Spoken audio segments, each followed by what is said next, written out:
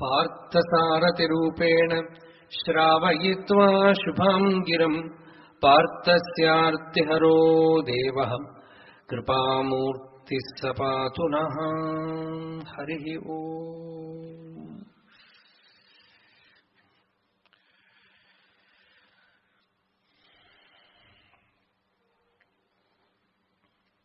ഒരു സത്സംഗത്തില്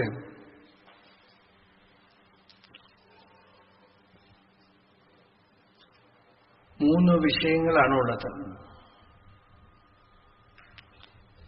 അതിലൊരു ത്രിപുടി ഉണ്ട്. ഒന്ന് വക്താവ്,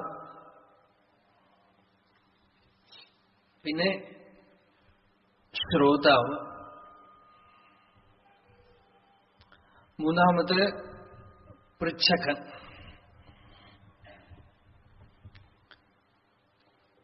പൊതുവെ ശ്രോതാവ് തന്നെ ആയിരിക്കും പൃച്ഛകൻ. പൃച്ഛകൻ എന്ന് വെച്ചാൽ പറയൂ എന്ന് ആവശ്യപ്പെടുന്ന ആള്.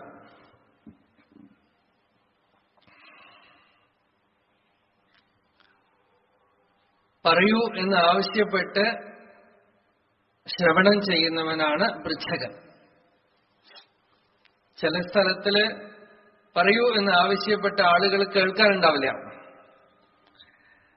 അതുകൊണ്ട് പൃച്ഛകൻ എന്ന് പറഞ്ഞ് വേറെ പറയുന്നു.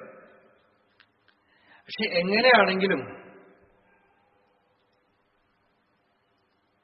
വക്താരം പൃച്ഛകം ശ്രോതൃന് പുനാതി, ഈ മൂന്ന് പേരെയും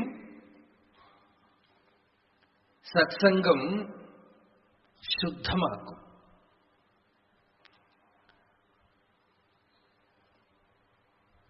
പൃച്ഛകൻ ശ്രോതാവാണെങ്കിലും ശ്രോതാവ് അല്ലെങ്കിൽ പോലും അവനൊരു കാരണമായിട്ട് തീരുന്നത് കൊണ്ട് ശുദ്ധമാവും. പക്ഷേ ഈ മൂന്ന് പേരിലും ചില ചില ലക്ഷണങ്ങളെ ശാസ്ത്രം പറയും.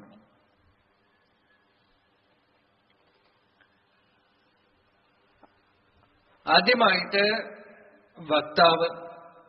നമുക്ക് വിഷയം എന്താണ്?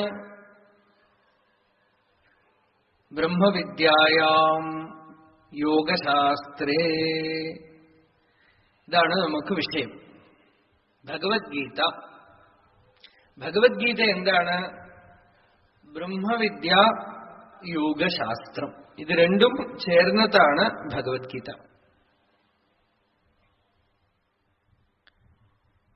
ബ്രഹ്മവിദ്യ എന്ന് വെച്ചാൽ എല്ലാ വിദ്യകൾക്കും ആസ്പദമായിട്ടുള്ളതും എല്ലാ വിദ്യകൾക്കും പ്രാപ്യസ്ഥാനമായിട്ടുള്ളതും ആണ് ബ്രഹ്മവിദ്യ.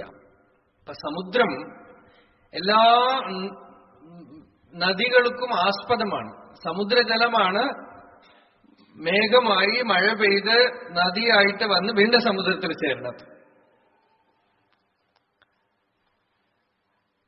അപ്പൊ ബ്രഹ്മവിദ്യ എല്ലാ വിദ്യകൾക്കും മൂലമാണ്, എല്ലാ വിദ്യകൾക്കും പ്രാപ്യസ്ഥാനവുമാണ്. ബ്രഹ്മവിദ്യ സർവവിദ്യാ പ്രതിഷ്ഠ.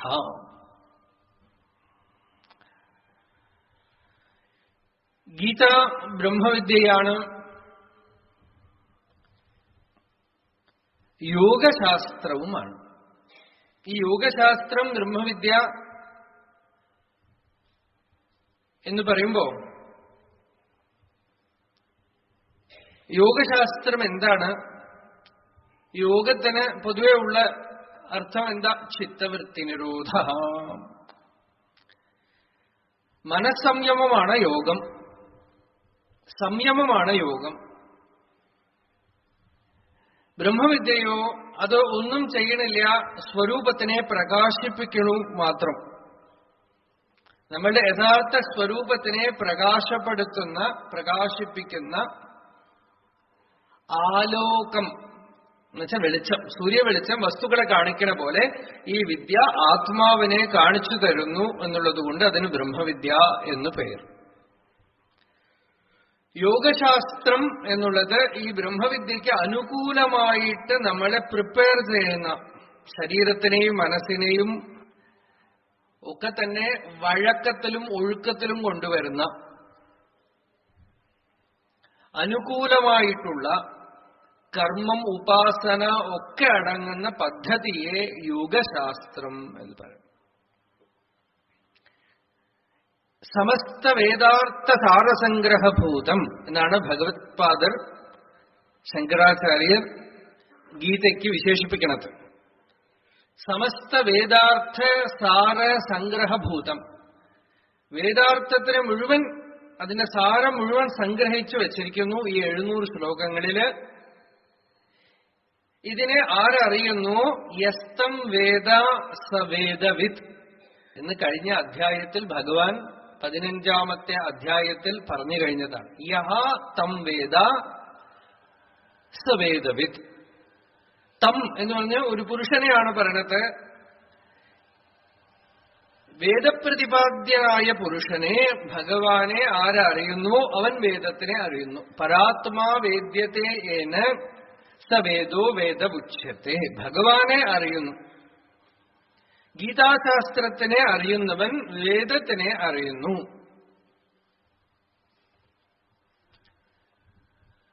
വേദാർത്ഥ സാരസംഗ്രഹഭൂതമാണ്. എന്തൊക്കെ അതിലുണ്ട്? കർമ്മമുണ്ട്, ഉപാസനയുണ്ട്, ജ്ഞാനമുണ്ട്. നമ്മൾക്ക് ശരീരം ഉണ്ടല്ലോ, അതുകൊണ്ട് കർമ്മത്തിന് പറയാതെ നിവൃത്തിയില്ല. മനസ്സുണ്ടല്ലോ, അതുകൊണ്ട് ഉപാസനയെ പറയാതെ നിവൃത്തിയില്ല. ഇതിന് രണ്ടിനും അപ്പുറം ചിന്മാത്രമായ സ്വരൂപമുണ്ട്. അതിനെ ബോധിപ്പിക്കുന്നതാണ് ബ്രഹ്മവിദ്യ. ഈ ശരീരത്തിനെയും മനസ്സിനെയും അതിനനുകൂലമായിട്ട് പറയണതാണ് യോഗശാസ്ത്രം.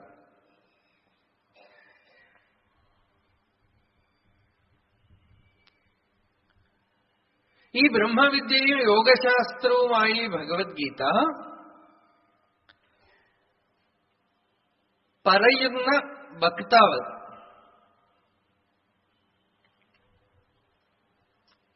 വക്താവിന് എന്താണ് ലക്ഷണം?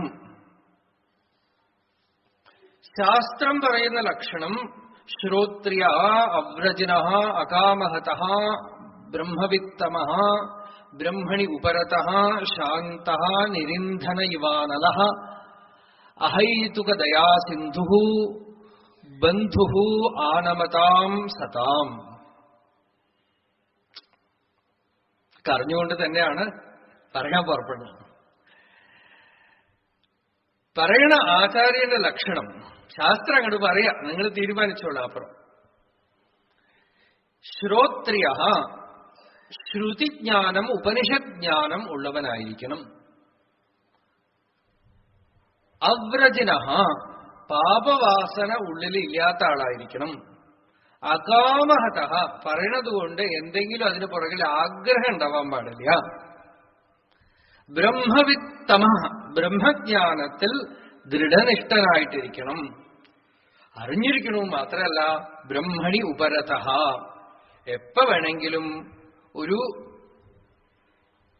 ഉറങ്ങുന്നവന്റെ ലാഘവത്തോടുകൂടെ സ്വരൂപത്തിൽ ഇരിക്കാനുള്ള കരുത്തുള്ളവനായിരിക്കണം. ശാന്ത, ശാന്തിയുള്ളവനായിരിക്കണം. ശാന്തി സ്വയമേവ ഇല്ലെങ്കിൽ ശാന്തി എങ്ങനെ കൊടുക്കാൻ പറ്റും?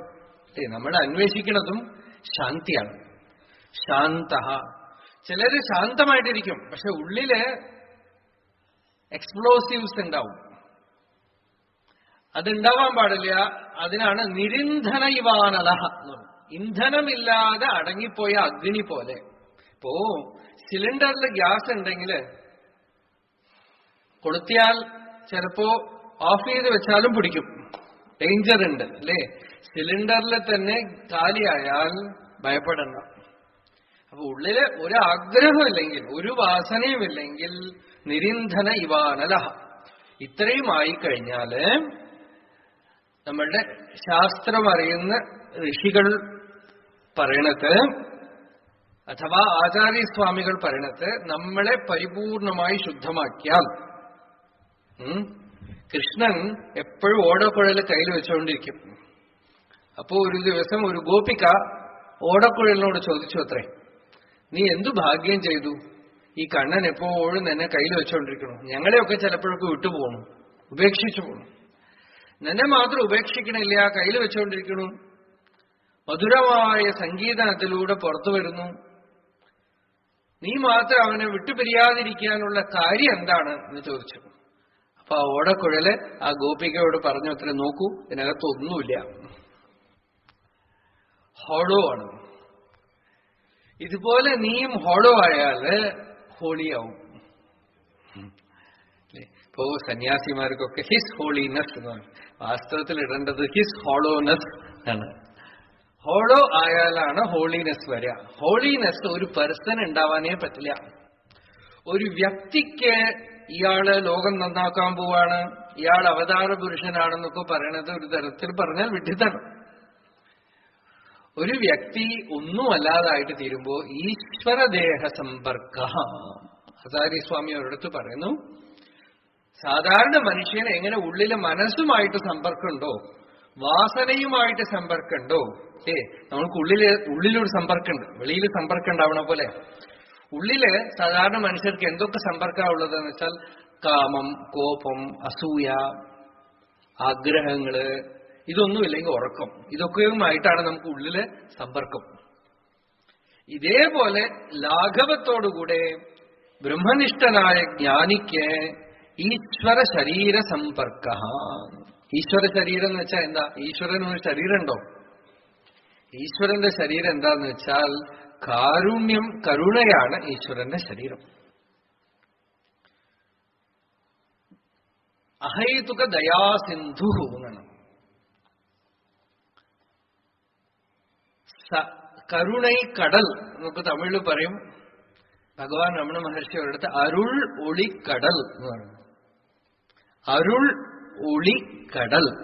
അരുൾ എന്ന് വെച്ചാൽ കരുണ, കൃപ എന്നൊക്കെ പറയാം. ആ കൃപയുടെ ഒളി എന്ന് വെച്ചാൽ ജ്യോതി. അരുൾ ഒളിക്കടൽ.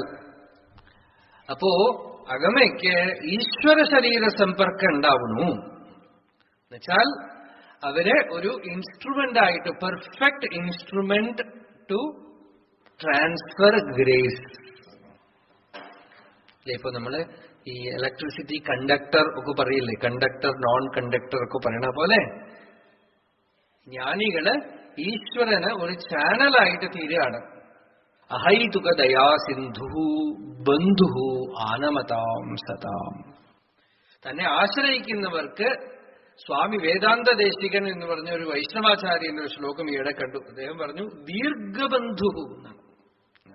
എന്നുവെച്ചാൽ പെട്ടെന്ന് ഒരു ബന്ധം വെച്ചിട്ട് വിട്ടുകളയലല്ല, ദീർഘബന്ധു സ്ഖാലിത്യേ ശാസിതാച്ച് എന്നാണ്. എന്നുവെച്ചാൽ ശിഷ്യനെ വെറുതെ നല്ലത് മാത്രം ഉപദേശിച്ച് ഒരു സോസോമല്ല, എന്തെങ്കിലുമൊക്കെ ഒരിടത്ത് ഒരു സ്ലിപ്പ് വന്നാൽ ശാസിക്കുന്ന ആള് എന്നൊക്കെയാണ്. സ്ഖാലിത്യേ ശാസിതാരം. അപ്പൊ അങ്ങനെയൊക്കെ ഉള്ള ഒരാള് വക്താവ്, ഗുരു, ആചാര്യൻ എന്നൊക്കെ പേര്. ഇപ്പോ ശ്രോത. ശ്രോതാവ് ശുശ്രൂഷു. നമ്മളിപ്പോ മലയാളത്തില് സൂക്കേട് പിടിച്ച ആളുകളെ സേവ ചെയ്യുമ്പോൾ ശുശ്രൂഷിക്കാന്ന് പറയും അല്ലേ? അത് ശുശ്രൂഷയല്ല. ശുശ്രൂഷ എന്ന് വെച്ചാൽ ശ്രോതും ഇച്ഛ എന്നാണ് അർത്ഥം. കേൾക്കാനുള്ള ആഗ്രഹം. എന്ത് കേൾക്കാനുള്ള ആഗ്രഹം? ഭഗവാനെ കുറിച്ച് കേൾക്കാനുള്ള ആഗ്രഹം, ഭഗവത് കഥാശ്രവണത്തിനുള്ള ആഗ്രഹം, അധ്യാത്മ സാധനകളെ കുറിച്ച് അറിയാനുള്ള ആഗ്രഹം, എല്ലാറ്റിനു മേലെ ആത്മതത്വം ശ്രവണം ചെയ്യാനുള്ള ആഗ്രഹം, ശുശ്രൂഷ. അത് ഉത്പത്തിയായവൻ ശുശ്രൂഷു, അവനാണ് ശ്രോത.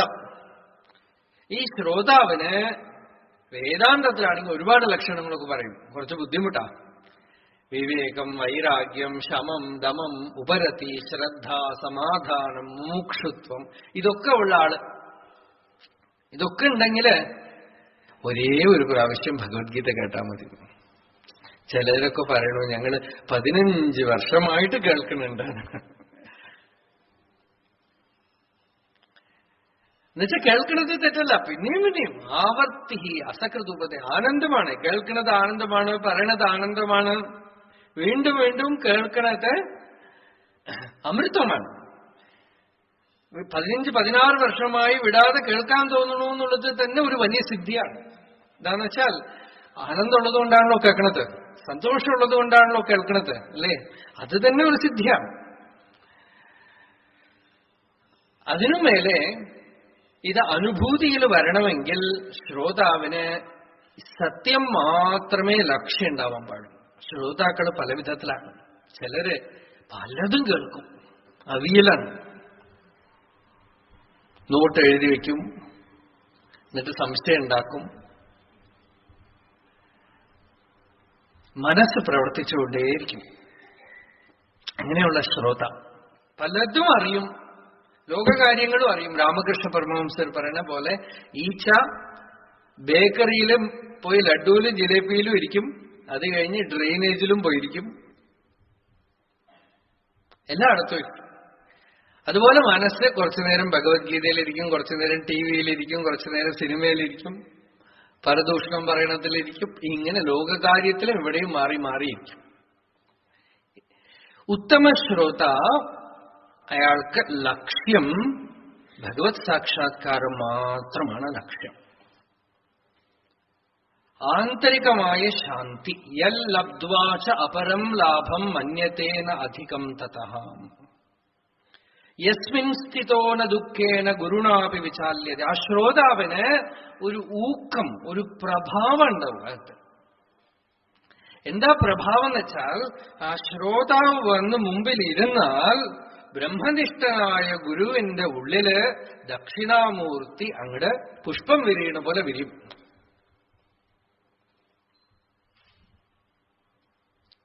പറയണ്ടെന്ന് വിചാരിച്ച ഗുരുവിനെ കൊണ്ട് പറയിപ്പിക്കും ഈ ശ്രോതാവ്. ശ്രോതാവിന്റെ പ്രഭാവമാണത്. യോഗവാസിഷ്ഠത്തിൽ വസിഷ്ഠൻ പറയുന്നു, ശിഷ്യന്റെ പ്രജ്ഞയാണ് മുഖ്യം എന്നാണ്. ഗുരു ഒന്നും കാര്യമില്ല. ഗുരു ശിഷ്യന് അത്ര കൊണ്ട് ബലം ഉണ്ടെങ്കിൽ ഒരു മരം ഗുരുവായിട്ട് തീരും, സൂര്യൻ ഗുരുവായിട്ട് തീരും. ശിഷ്യൻ അത്ര കണ്ട് പ്രഭാവം ഉണ്ടെങ്കിൽ എന്ത് വേണമെങ്കിലും ഗുരു, ഒരു അമ്പലത്തിൽ ഒരു അക്ഷാവതാര മൂർത്തി ഗുരുവായിട്ട് തീരും. പക്ഷേ ശിഷ്യന് മുമുക്ഷുത്വമില്ലെങ്കിൽ, ബ്രഹ്മനിഷ്ഠനായ ജ്ഞാനിയുടെ സന്നിധിയിലിരുന്നാൽ പോലും ഒന്നും പ്രയോജനം ഉണ്ടാവില്ല.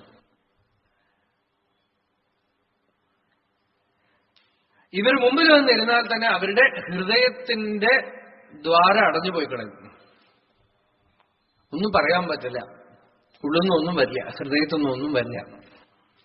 അതുകൊണ്ട് ശ്രോതാവിന് ഒരു പ്രഭാവമുണ്ട്, ഒരു ഊക്കമുണ്ട്, ഒരു ബലമുണ്ട്.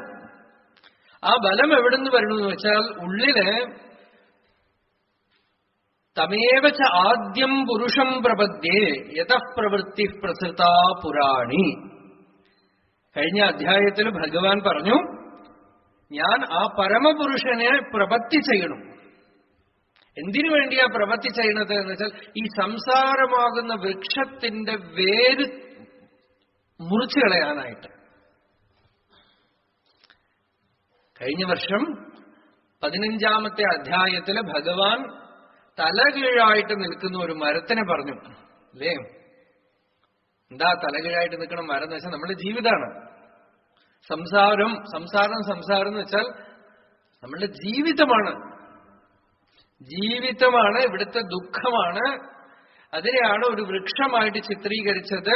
അധോമുഖമായിട്ട് തലകീഴായിട്ട് നിൽക്കുന്ന വൃക്ഷം നമ്മളുടെ ശരീരം തന്നെ.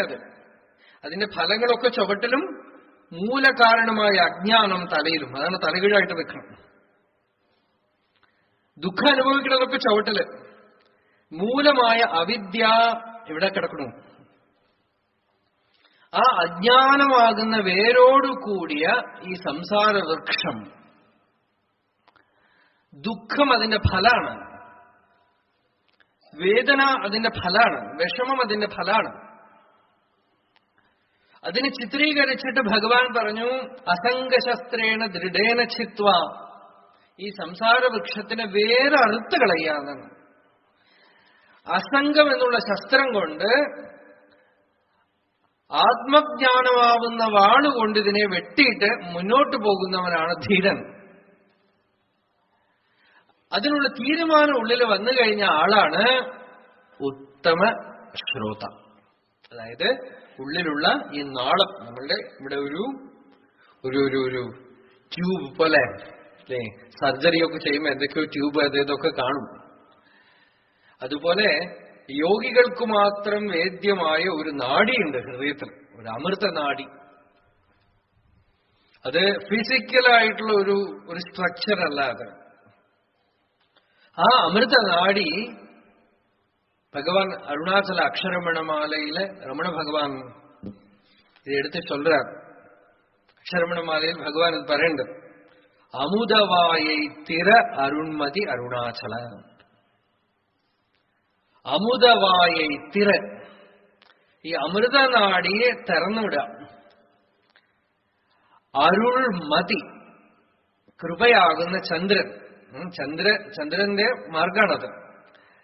ഈ അമൃത നാടി എപ്പോ തുറക്കും എന്നുവെച്ചാൽ എപ്പോഴാണോ ജീവന്റെ ഉള്ളിൽ ബ്രഹ്മജിജ്ഞാസ ഉണ്ടാവണത്. ഏറ്റവും വലിയ ദിവ്യ മുഹൂർത്താണ്. സ്വാമി വിവേകാനന്ദൻ കൊച്ചു പയ്യനായിട്ടിരിക്കുമ്പോ രാമകൃഷ്ണ പരമഹംസരെ കാണാൻ പോകുന്നു. വിവേകാനന്ദ സ്വാമി രാമകൃഷ്ണ പരമഹംസരെ കാണാൻ പോയത് അദ്ദേഹം പറയുന്നുണ്ട്, ശ്രീരാമകൃഷ്ണ പരമഹംസരും പറയുന്നുണ്ട് ഈ ഇൻസിഡന്റിനെ. നരേന്ദ്രനാഥ് ദത്ത എന്ന് പേര് ഈ പയ്യന്. ഈ പയ്യൻ ഉള്ളില് ഒരു അഗ്നി ജ്വലിക്കണം. അതിന്റെ എക്സ്പ്രഷൻ പുറത്തേക്ക് എങ്ങനെയാന്ന് വെച്ചാൽ ഈശ്വരൻ ഉണ്ടോ, ഈശ്വരനെ സാക്ഷാത്തായിട്ട് അറിയാൻ കഴിയുമോ, അഥവാ ഒക്കെ പറയണതൊക്കെ വെറുതെ നുണയാണോ? ഇത് പലരോടും ചോദിച്ച് നടക്കാണ്. അങ്ങനെ ചോദിച്ചാണ് അവസാനം ശ്രീരാമകൃഷ്ണ പരമഹംസരെ കൽക്കട്ടയിലെ ഒരു വലിയ ജമീന്ദാരുടെ വീട്ടിൽ വെച്ച് കാണുന്നത്. രാമചന്ദ്ര ദത്ത എന്ന് പറയുന്ന ഒരു ഭക്തന്റെ വീട്ടിൽ വെച്ച് കാണുന്നു. അവിടെ വെച്ച് രാമകൃഷ്ണ പരമഹംസരുടെ മുമ്പിൽ മധുരമായി ഒന്ന് പാടി. ആ പാട്ട് കേട്ടതും ശ്രീരാമകൃഷ്ണദേവൻ അങ്ങനെ സമാധി സ്ഥിതിയിലിരുന്നു. അത് കഴിഞ്ഞിട്ട് പോകുമ്പോ ഇങ്ങനെ കവിളില് തൊട്ട്, കുട്ടി നീ ഇങ്ങനെ കാണാൻ വരുമോ എന്ന് ചോദിച്ചു. കുറച്ചു ദിവസം കഴിഞ്ഞിട്ടാണ് ദക്ഷിണേശ്വരത്തിലെ ആ കാളി കോവിലില് ശ്രീരാമകൃഷ്ണദേവൻ ഇരിക്കുന്ന മുറിയിലേക്ക് പോണത്. അപ്പൊ ശ്രീരാമകൃഷ്ണദേവൻ പറയണ്ട്, തലയൊക്കെ പാറി പറന്ന് ഒരു പഴയ വസ്ത്രം ഉടുത്ത് 16 വയസ്സ് തികയാത്ത ഈ കുട്ടി ഉള്ളിലേക്ക് വന്നപ്പോ ഞാൻ ആശ്ചര്യമായിട്ട് നോക്കി, കൽക്കട്ട പട്ടണത്തിൽ ഇങ്ങനെ ഒരു കുട്ടിയോ. അടുത്ത് വന്നപ്പോ ശ്രീരാമകൃഷ്ണൻ ദേവൻ കൈ പിടിച്ച് മുറിയുടെ അകത്ത് കൂട്ടിക്കൊണ്ടുപോയി വാതിലടച്ച്, നാരായണ, നീ സാക്ഷാത് നാരായണനാണ്, ഈശ്വരനാണ് എന്ന് പറഞ്ഞ് കർപ്പൂര ആരതി ഒഴിഞ്ഞു. അപ്പൊ നരേന്ദ്രൻ വിചാരിച്ചു, ഈ ബ്രാഹ്മണന് നമ്മളുടെ ഭാഷയിൽ പറഞ്ഞാൽ അസല് വട്ടാണ്. ഞാൻ നരേന്ദ്രനാഥ് ദത്ത, എനിക്ക് കർപ്പൂര ആരതി ഒഴിയണു, ഇദ്ദേഹത്തിന് ഭ്രാന്തായിരിക്കണം, അല്ലെങ്കിൽ ഇങ്ങനെ ചെയ്യോ എന്ന് പറഞ്ഞിട്ട്, സ്വാമി ഞാൻ നാരായണനൊന്നുമല്ല, ഞാൻ നരേന്ദ്രനാഥ് ദത്തയാണ്, എന്നെ എന്തിനായി കർപ്പൂരം ഒഴിയണം, മിണ്ടാതിരിക്കും മഠയ. ഡബിൾ സൈഡാണ്, നോക്കണം. ഇദ്ദേഹം ഇടയ്ക്കിടയ്ക്ക് ഞാൻ നരേന്ദ്രനാഥ് ദത്തയാണെന്ന് പറയുമ്പോ ഈ നാരായണ പരമേശ്വര എന്ന് വിളിക്കുന്ന രാമകൃഷ്ണദേവൻ പറയണത് മഠയ, മിണ്ടാതിരിക്കുന്നു. എന്നിട്ട് വേറെ ഒരു സ്ഥലത്ത് നീ സാക്ഷാത് നാരായണനാണ്, നീ ഈശ്വരനാണ്. അപ്പോ ആ നാരായണൻ എന്ന് പറയുന്നത് ഈ നരേന്ദ്രനാഥ് ദത്തയല്ല. ഈശ്വര സർവഭൂതാനാം ഹൃദ്ദേശേർജുന തിഷ്ഠതി ഭ്രാമയൻ സർവഭൂതാനി യന്ത്രാരൂഢാനി മായയാ. ചിദൂഷ്മപാഹ എന്നൊരു വാക്ക്. ഉഷ്ണം എന്ന് വെച്ചാൽ അഗ്നിയുടെ ചൂട്, ചിത്തിന്റെ ഊഷ്മം എന്ന് വെച്ചാൽ അതിന്റെ പുക. The warmth of spiritual awareness, consciousness. യോഗികൾക്ക് അറിയുന്ന ഒരു കാര്യമാണ്, പക്വമായ ഒരു ജീവന്റെ ഉള്ളില് ഈ ബ്രഹ്മാനുഭവത്തിനുള്ള സൂര്യോദയം, അരുണോദയം വരുമ്പോ അതിനകത്തുനിന്ന് വരുന്ന ഒരു വാംത്ത്, ഒരു പ്രസൻസ്. ശ്രീരാമകൃഷ്ണദേവൻ അത് കണ്ട് ഒരു ചെറിയ തീപ്പൊരി വന്നാൽ ഊതി ഊതി ഊതി ഊതി വിട്ടാൽ അത് അഗ്നിയാവും, അല്ലേ? ആ തീപ്പൊരി ഉള്ളിലിങ്ങനെ നരേന്ദ്രന്റെ ഉള്ളിൽ വരുന്നത് കണ്ടിട്ടാണ് അതിനെ ഊതി വീർപ്പിക്കുകയായിരുന്നു. നീ നാരായണനാണ്, പരമേശ്വരനാണ്, ഭഗവാനാണ്. ഞാനിതൊന്നും അല്ല എന്ന് പറയണ ഈ നരേന്ദ്രൻ മഠയ മൂഢമത്തെ എന്തേ മിണ്ടാതിരിക്കുന്നു. അപ്പോ ഉള്ളിലുള്ള ആ ചിത്തിനെ ഊതി പ്രകാശപ്പെടുത്തുകയാണ്. ഇത് ബ്രഹ്മനിഷ്ഠന്മാരായ ജ്ഞാനികളായ ഗുരുക്കന്മാർക്ക് മാത്രമേ ചെയ്യാൻ ഒക്കുകയുള്ളൂ. സത്യത്തിന്റെ സ്ഫൂർത്തിയെ ഫസ്റ്റ് ഓഫ് ഓൾ കാണാൻ കഴിയണം. ഉത്കരാമന്തം സ്ഥിതം വാപി ഭുഞ്ചാനം വാ ഗുണാൻവിതം വിമൂഢാഃ ന അനുപശ്യന്തി പശ്യന്തി ജ്ഞാനചക്ഷുഷഃ. ഒരു മഹാത്മാ പറയും, you should have eyes in all sides.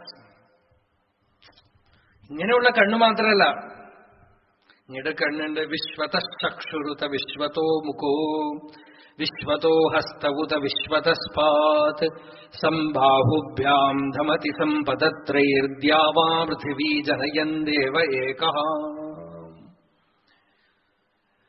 സത്യമറിഞ്ഞ ജ്ഞാനിയുടെ ശരീരം തന്നെ കണ്ണാണ്. ഇതൊക്കെ അലൗകിക ഭാഷയാണ്. ഇതിപ്പോ ട്രാൻസ്ലേറ്റ് ചെയ്താൽ നിങ്ങൾക്കൊന്നും പറയാൻ പറ്റില്ല. സർവതശ്ചക്ഷുഹു എന്നാണ്.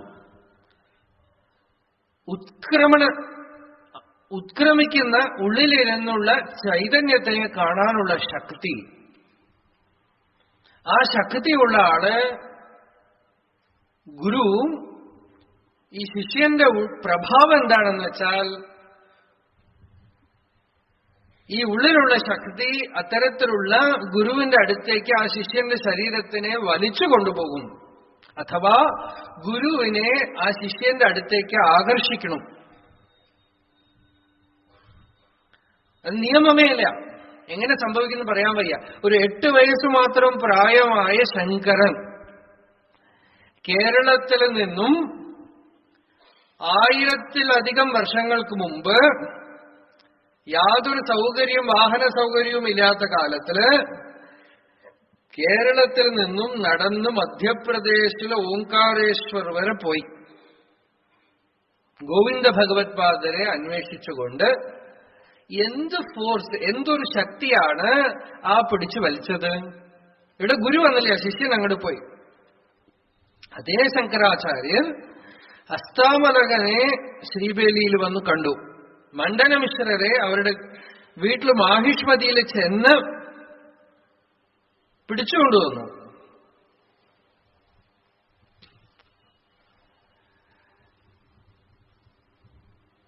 അങ്ങനെ ഒരു ഫോഴ്സ്, അനുഗ്രഹശക്തി. ആ ശക്തി ശിഷ്യന്റെ മുമുക്ഷുത്വത്തിന് ആശ്രയിച്ചിരിക്കുന്നു. പക്വത. ശ്രോതാവിന്റെ ഉള്ളിൽ ആ പക്വത ഉണ്ടെങ്കിൽ, ആ പക്വതയാണ് യോഗശാസ്ത്രം കൊണ്ട് ഉണ്ടാവേണ്ടത്. ഗുരു യോഗശാസ്ത്രമല്ല, ഗുരു ബ്രഹ്മവിദ്യ തരണു. ആ ബ്രഹ്മവിദ്യ സ്വീകരിക്കാൻ നമുക്ക് ശക്തി വേണമെങ്കിൽ യോഗശാസ്ത്രം കൊണ്ട് നമ്മൾ പക്വമായിരിക്കണം. കർമ്മയോഗം കൊണ്ട്, നിഷ്കാമ്യ കർമാനുഷ്ഠാനം കൊണ്ട്. ഭഗവാൻ മുഖ്യമായിട്ട് പറയുന്നത് കർമ്മം. എവിടെ എവിടെ നമ്മൾ ഭഗവാൻ വെച്ചിരിക്കണോ, എന്ത് പ്രവൃത്തിയുടെ നടുവിൽ വെച്ചിരിക്കണോ, അവിടെ നമ്മളുടെ മുക്തിയുടെ ബീജം കിടപ്പുണ്ട്. There is no wrong place at all in the world. Wherever you are put, there the seed for liberation is there. അവിടെ അത് വിരിക്കണം. അവിടെ ആ സന്ദർഭത്തില്, ആ സ്ഥാനത്തില് നിഷ്കാമ്യമായി എങ്ങനെയെങ്കിലുമൊക്കെ നമ്മളെ ഭഗവാൻ എന്ത് വേഷം കെട്ടിപ്പിച്ചിരിക്കണോ, എവിടെ നിർത്തിച്ചിരിക്കണോ അവിടെ നിന്ന് ആ വേഷം കെട്ടി ആടി സ്വാർത്ഥതയെ കഴുകിക്കളയണം. ചിത്തം ശുദ്ധമാവണം. തന്മനഃശോധനം കാര്യം. ചിത്തശുദ്ധി അതുണ്ടായാല് ഈ ഉള്ളിലുള്ള വസ്തു സ്വർണം പോലെ ജ്വലിക്കും. രുക്മവർണം. ഉള്ളില് സ്വർണം പോലെ ജ്വലിക്കുമെന്നാണ് ഉപനിഷത്ത് തന്നെ പറയുന്നത്. ഉള്ളില് പ്രകാശിക്കും, തെളിയും. അപ്പോ ഉത്തമ വക്താവും ശ്രോതാവും കൂടിയുള്ള സമ്പർക്കം ഉണ്ടാവും. ആ സമ്പർക്കം ചിലപ്പോ വാക്കുകൾ കൊണ്ട് എന്തെങ്കിലുമൊക്കെ ഉപദേശിക്കണം എന്നുള്ളത് പോലുമില്ല. മൗനമായിട്ടിരുന്നാൽ പോലും ചിലപ്പോ കിട്ടേണ്ടത് കിട്ടിക്കളയും. എന്തെങ്കിലും പറഞ്ഞിട്ട് തന്നെ കിട്ടണമെന്നില്ല, പക്ഷെ പറയുക എന്നുള്ളത് ഒരു സമ്പ്രദായം. തദ്വിദ്ധി പ്രണിപാതേന പരിപ്രശ്നേന സേവയാ ഉപദേക്ഷ്യന്തി തേ ജ്ഞാനം ജ്ഞാനിനസ്തത്വദർശിന. ഭഗവാൻ ഗീതയിൽ തന്നെ വിധിച്ചു, വീണ് നമസ്കരിച്ച് പ്രണിപാതം ചെയ്ത് പരിപ്രശ്നം ചെയ്യൂ. ഇതിൽ നോക്കൂ, ചോദിക്കൂ, പൃച്ഛകനാവുക, പ്രണിപാതം ചെയ്തിട്ട് ചോദിക്കൂ എന്ന് പറഞ്ഞു. വീണ് നമസ്കരിച്ച്, എന്തിനാ ഈ നമസ്കരിക്കൽ പറയണത് എന്ന് വെച്ചാൽ ആ വിനയം ആണ് ഈ ബ്രഹ്മവിദ്യക്കുള്ള അധികാരം. തമിഴിൽ ഒരു പാട്ടുണ്ട്, അമ്പലത്തിലൊക്കെ പോയി ശിവനെ നമസ്കരിക്കാം. എന്തിനാണ് നമസ്കരിക്കണമെന്ന് വെച്ചാൽ, നാടും നഗരമും നത്തിരുക്കോയിലും തേടിത്തിരുന്ന് ശിവപെരുമാൻ എന്ന് പാടുമിൻ. മുമ്പൊക്കെ ഈ പാട്ട് അമ്പലത്തിലൊക്കെ കണ്ടിട്ടുണ്ട്. கோவிலெல்லாம் பார்த்தா இந்த பாட்டு பார்க்கிற போது எப்படி இருக்கும்னா, பாடி பணிமின் பணிந்த பின் கூடிய நெஞ்சத்து கோயிலாய் கொள்வனே, இதான் பாட்டு. நிறைய கோவில்ல, தமிழ் சிவன் கோவில்ல எல்லாம் இருக்கும் இந்த பாட்டு. അമ്പലങ്ങളിലൊക്കെ പോയി നോക്കിയാൽ ഹൃദയത്തിലെ ശിവൻ ഉള്ളപ്പോ എന്തിനാ അമ്പലത്തിൽ പോകണമെന്ന് ചോദിക്കണ പോലെ അർത്ഥം ആദ്യം കാണുമ്പോൾ തോന്നും. പക്ഷെ അങ്ങനെയല്ല. അങ്ങനെയാണെങ്കിൽ അമ്പലത്തിൽ എഴുതിയിടാൻ പാടില്ലല്ലോ ഇത്. നാടും നഗരവും നത്തിരുക്കോയിലും തേടി തിരിന്ത് എന്നുവെച്ചാൽ ഇന്ന ക്ഷേത്രം എവിടെയുണ്ട്, ഇന്ന മൂർത്തി എവിടെയുണ്ട്, ഇന്ന അമ്പലം എവിടെയുണ്ടെന്ന് തേടി തിരിഞ്ഞ്. ഈ ശിവഭക്തന്മാര് വിഷ്ണു ഭക്തന്മാരൊക്കെ അങ്ങനെയാണല്ലോ. എവിടെ ദിവ്യക്ഷേത്രം ഉണ്ടെന്ന് അന്വേഷിച്ചു പോയി പാടി പണിമിൻ. അവിടെ ഭഗവാനെ സ്തുതിച്ച് നമസ്കരിച്ച്, it is a presence, a place where you have to practise surrender. പണിന്ത പിൻ, ഇങ്ങനെ കുറെ പണിയാന്ന് വെച്ചാൽ പണിവ്, അടക്കം. നമ്മൾ ലോകത്തിൽ പഠിക്കാത്ത ഒരേ ഒരു കാര്യം എന്താന്ന് വെച്ചാൽ അടങ്ങുക, അല്ലേ? എന്തിലും ഇപ്പൊ ലോകത്തിൽ അടങ്ങിയേ ജീവിക്കാൻ പറ്റില്ല. ലോകത്തിൽ സ്കൂളിലായാൽ എത്രയാ റാങ്ക്? സെക്കൻഡ്. ഫസ്റ്റ് എവിടെ പോയി? We always want to become one. അധ്യാത്മ ലോകത്തിലോ ബാക്കിൽ. വിവേകാനന്ദ സ്വാമി ഒരിക്കൽ പറഞ്ഞു, God is God because he is not seen anywhere. നമ്മൾ ലോകത്തില് എല്ലാവരും മുമ്പിൽ കാണുന്നവനായിട്ട് നിൽക്കണം എന്ന് വിചാരിക്കും, അല്ലേ? ഈശ്വരൻ നോക്കൂ, എല്ലാ പ്രവൃത്തിയും ചെയ്യുന്ന ആൾ ഒരിടത്ത് കാണില്ല. സർവകാമ സർവകർമ്മ സർവഗന്ധ സർവരസ അവാകി അമനഃ. അങ്ങനെയൊക്കെയുള്ള ഭഗവാൻ എപ്പോ ഒരുത്തൻ പൂർണ്ണമായിട്ടും അഹങ്കാരം ഇല്ലാതായിട്ട് തീരണോ അവൻ ഈശ്വരനായിട്ടേ തീരും. പക്ഷെ അത് കംപ്ലീറ്റ് ആവണതിന് നമ്മൾ ആദ്യമായിട്ട് ഈ അനഹങ്കാര യോഗത്തിനെ അഭ്യാസം ചെയ്യലാണ് ഭക്തി. പാടി പണിമിൻ പണിമിൻ പണിമിൻ, ശരണാഗതി ചെയ്യുന്നതാണ്. അങ്ങനെ ശരണാഗതി ചെയ്ത് അടങ്ങി അടങ്ങി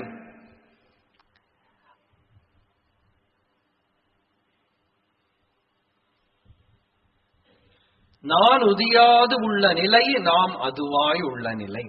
നമ്മുടെ മഹർഷി ആത്മജ്ഞാനം എന്താണെന്നൊരു ഡെഫിനിഷൻ കൊടുത്തു. What is realization? സാക്ഷാത്കാരം. നാൻ ഉദിയാതെ ഉള്ള നിലൈ. നമുക്കിപ്പോ സുഷുപ്തിയിൽ അങ്ങനെ ഒരു അവസ്ഥയുണ്ട്, ഞാൻ എന്നുള്ളതേ ഇല്ല, അല്ലേ? സുഖമായി ഉറങ്ങുമ്പോ സുഖം മാത്രമുണ്ട്, എന്താ? ഞാനില്ല. അതേപോലെ ജാഗ്രതത്തില് അല്പം പോലും ഞാൻ എന്നുള്ളത് ഇല്ലാത്ത ഒരു പൂർണ്ണസ്ഥിതി. പക്ഷെ ഉറക്കല്ല, ഉറങ്ങുന്നില്ല. ഞാൻ എന്നുള്ള വൃത്തിയുടെ ചലനമേ ഇല്ലാത്ത ഒരു സ്ഥിതി. ആ സ്ഥിതിയിൽ നമ്മൾ എന്താണപ്പോ? You are not a person, then what? നാം അത്. ഞാൻ അതായിട്ട് തീർന്നു. ഏത് പേരൊന്നും പറഞ്ഞില്ല. അത് ഞാൻ ഇതല്ല. അപ്പോ ഞാൻ പിന്നെ എന്താണ്? നാം അതുവായി ഉള്ള നിലൈ. നമ്മള് അതായിട്ടിരിക്കണം, പൂർണ്ണമായിട്ടിരിക്കണം, ഈശ്വരനായിട്ടിരിക്കണം. ഈശ്വരനിൽ നിന്ന് വേർപിരിഞ്ഞ് ഒരു വ്യക്തിയായി അല്പമായിട്ടില്ലാതെ ഭൂമാവായിട്ട് അഖണ്ഡമായിട്ടിരിക്കും. ഈ അല്പമുള്ളത്തോളം കാലം എപ്പോഴും അത് ഊർത്തിക്കൊണ്ടേയിരിക്കും, വിഷമുണ്ടാക്കിക്കൊണ്ടേയിരിക്കും, വേദന ഉണ്ടാക്കിക്കൊണ്ടേയിരിക്കും. സംസാരം എന്ന് വെച്ചാൽ എന്താ? അഹങ്കാരമാണ് സംസാരം, വേറൊന്നുമില്ല. വേദനയ്ക്ക് മൂലകാരണം അതാണ്. അതിനെ ഒറ്റയടിക്ക് അങ്ങോട്ട് ഇല്ലാതാക്കാൻ വയ്യ. അപ്പൊ എന്താ? ഭഗവാന് മുമ്പിൽ ശരണാഗതി ചെയ്ത് ശരണാഗതി ചെയ്ത് ശരണാഗതി ചെയ്ത് പണിന്ത പിൻ കംപ്ലീറ്റ് ആയിട്ട് ശരണാഗതി ആയിക്കഴിഞ്ഞാൽ, ഒരു മഹാത്മാവിന്റെ അടുത്ത് ഒരു ശിഷ്യൻ ചോദിച്ചു, ഈ ജ്ഞാനികൾ ആരെയും നമസ്കരിക്കണില്ലല്ലോ എന്ന് ചോദിച്ചു. അപ്പൊ ആ ഗുരു ചോദിച്ചു, എന്താ ഈ ചോദിക്കാൻ കാരണം? അല്ല, നിങ്ങൾ ആരെയും നമസ്കരിക്കണമെന്ന് ഞാൻ കണ്ടിട്ടില്ല, അതുകൊണ്ടാ ചോദിച്ചത്. അതിന് ഒരു കാര്യമുണ്ട്. എന്താ കാര്യം എന്ന് വെച്ചാൽ, ഞാൻ എന്റെ ഗുരുവിന്റെ മുമ്പിൽ നമസ്കരിച്ച ശേഷം പിന്നെ എണീറ്റിട്ടേ ഇല്ല എന്നാണ്. നീ എണീറ്റിട്ട് വേണ്ടേ മറ്റൊരു നമസ്കാരം ചെയ്യാൻ? നമസ്കരിച്ച ശേഷം എണീറ്റിട്ടേ ഇല്ല. നിത്യനിരന്തര നമസ്കാരം. അഹങ്കാരത്തിന് സ്ഥാനമില്ലാതായിട്ട് തീർന്നിരിക്കുന്നു. നമസ്കാരം എന്ന് പറയുന്നത് അഹങ്കാരം ഉള്ളപ്പോ അതിനങ്ങോട്ട് അർപ്പണം ചെയ്യാണ്. അതിനെ അർപ്പണം ചെയ്ത് അവസാനം മാം ജുഹൂമി സ്വാഹ. വേദം തന്നെ പറയണത് അങ്ങനെയാ. അവസാനത്തെ ആഹൂതി എന്താന്ന് വെച്ചാൽ എന്നെ തന്നെ അങ്ങോട്ട് സ്വാഹ. അങ്ങനെ എന്നെ തന്നെ അങ്ങോട്ട് ഭഗവാന് കൊടുത്താൽ, മഹാബലിയെ ഭഗവാൻ ചോദിച്ചില്ലേ, നീ തരണ ഈ 2 അടി മണ്ണൊക്കെ അവിടെ ഇരിക്കട്ടെ, എന്നെ താ.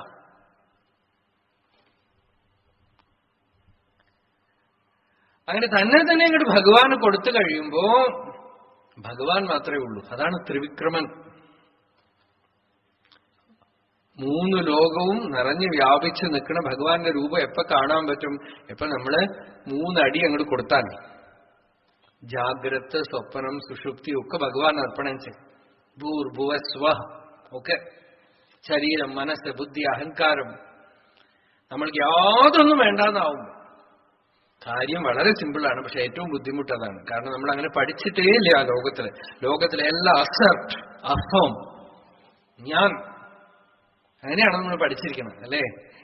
ഭക്തിയിൽ വരുമ്പോ പറയണത് എന്താ? ഒക്കെ ഭഗവാൻ, എല്ലാം മുമ്പിൽ മറ്റുള്ളവർ പോയിക്കോട്ടെ, ഞാനില്ല, ഒക്കെ പിൻവാങ്ങുകയാണ്. അതാണ് ശരണാഗതി. അതുകൊണ്ടാണ് പ്രത്യഗമനം,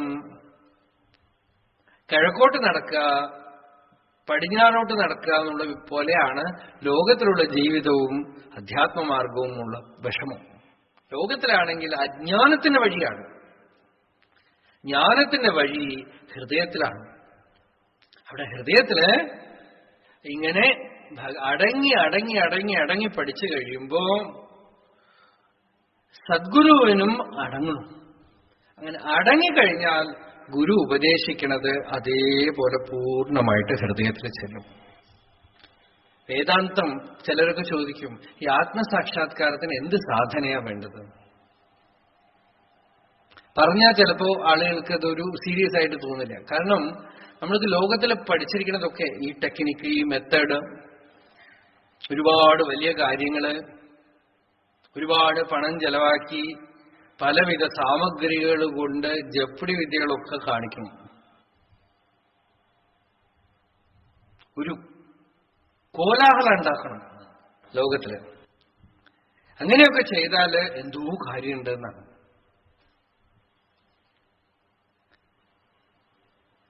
ആത്മസാക്ഷാത്കാരം എങ്ങനെ ഉണ്ടാവും എന്ന് ചോദിച്ചാൽ പറയുന്ന സിമ്പിൾ ഉത്തരം എന്താന്ന് വെച്ചാൽ, നിങ്ങൾ റെഡിയാണോ?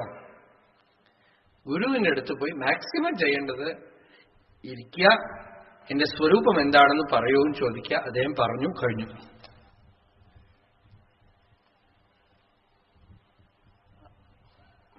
അതെങ്ങനെ ഉണ്ടാവും?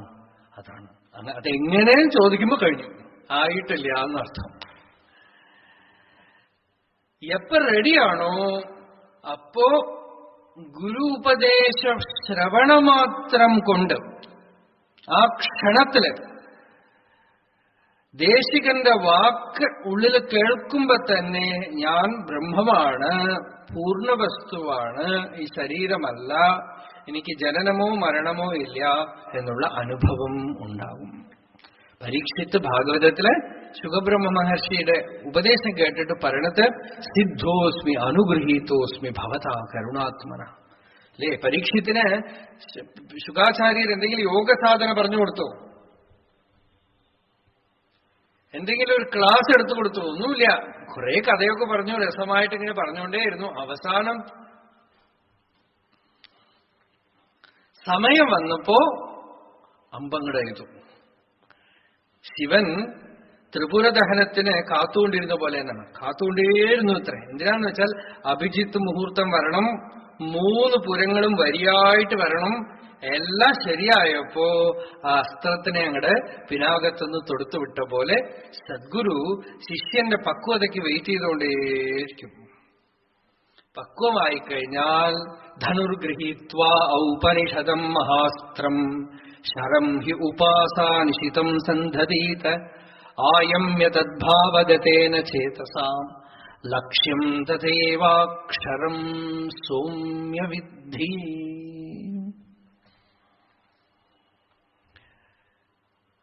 ബാണചഠായ ഗുരുവിനെ കബീർ ഒരിടത്ത് പറയണ്ട്, ഗുരു എന്റെ മേലെ ഒരു അമ്പങ്ങട് വിട്ടു, ഞാൻ ആള് കാലിയായി പോയിന്ന്. ക്ലോസ്. അപ്പൊ പക്വമുള്ള ശിഷ്യന് സദ്ഗുരു കൃപ എന്ന് പറയുന്നത് ഒരു ക്ഷണത്തില് പൂർണ്ണസ്ഥിതിയെ കൊടുക്കും. പൂർണ്ണാനുഭവത്തിനെ കൊടുക്കും. ആ പൂർണ്ണാനുഭവത്തില് ഇപ്പൊ പറഞ്ഞ രീതിയിൽ ഇപ്പൊ ഗുരു ശിഷ്യൻ രണ്ടും പറഞ്ഞു.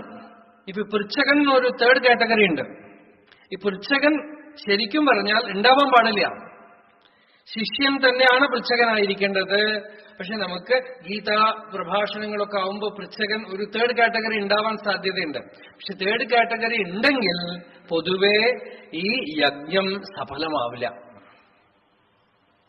പൊതുവെ പൃച്ഛകന്മാർ, ഓർഗനൈസേഴ്സ് ഇതില് രുചിയില്ലാതെ വേറിട്ട് നിൽക്കുന്നവരാണെങ്കിൽ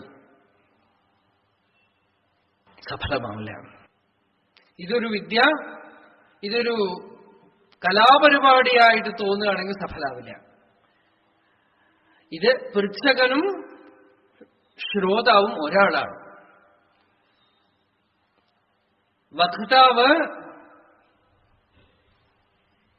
അഗ്നിയും ശ്രോതാവ് കർപ്പൂരവും പോലെയാണ്. അങ്ങനെയാണെങ്കിൽ ഈ നിർവാണം എന്ന് പറയുന്നത് ശിഷ്യന്റെ അനുഭവത്തില്, പ്രജ്ഞയില്, സ്വാനുഭൂതിയില്, ശ്രവണം കൊണ്ട് തന്നെ, കേൾക്കുന്നത് കൊണ്ട് തന്നെ പ്രകാശിക്കും. അങ്ങനെ പ്രകാശിക്കുന്ന അത്രയും ലളിതം, അത്രയും സുലഭമാണ് ഈ ബ്രഹ്മവിദ്യ എന്ന് പറയുന്നത്. നമ്മള് പ്രിപ്പയർഡ് ആണെങ്കിൽ, യോഗശാസ്ത്രം നമുക്കുണ്ടെങ്കിൽ ബ്രഹ്മവിദ്യ വളരെ സുലഭമാണ്. ശ്രവണമാത്രം കൊണ്ട് സത്യം ഹൃദയത്തിൽ പ്രകാശിക്കും. അത് പ്രകാശിച്ചു എന്നുള്ളതിന്റെ ലക്ഷണം എന്താ എന്നുവെച്ചാൽ തൃപ്തി, സന്തോഷം, ശാന്തി. യല്ലബ്ധ്വാച അപരം ലാഭം മന്യത്തെ ന അധികം. ഭഗവാൻ തന്നെ അതിന്റെ ലക്ഷണം പറഞ്ഞു.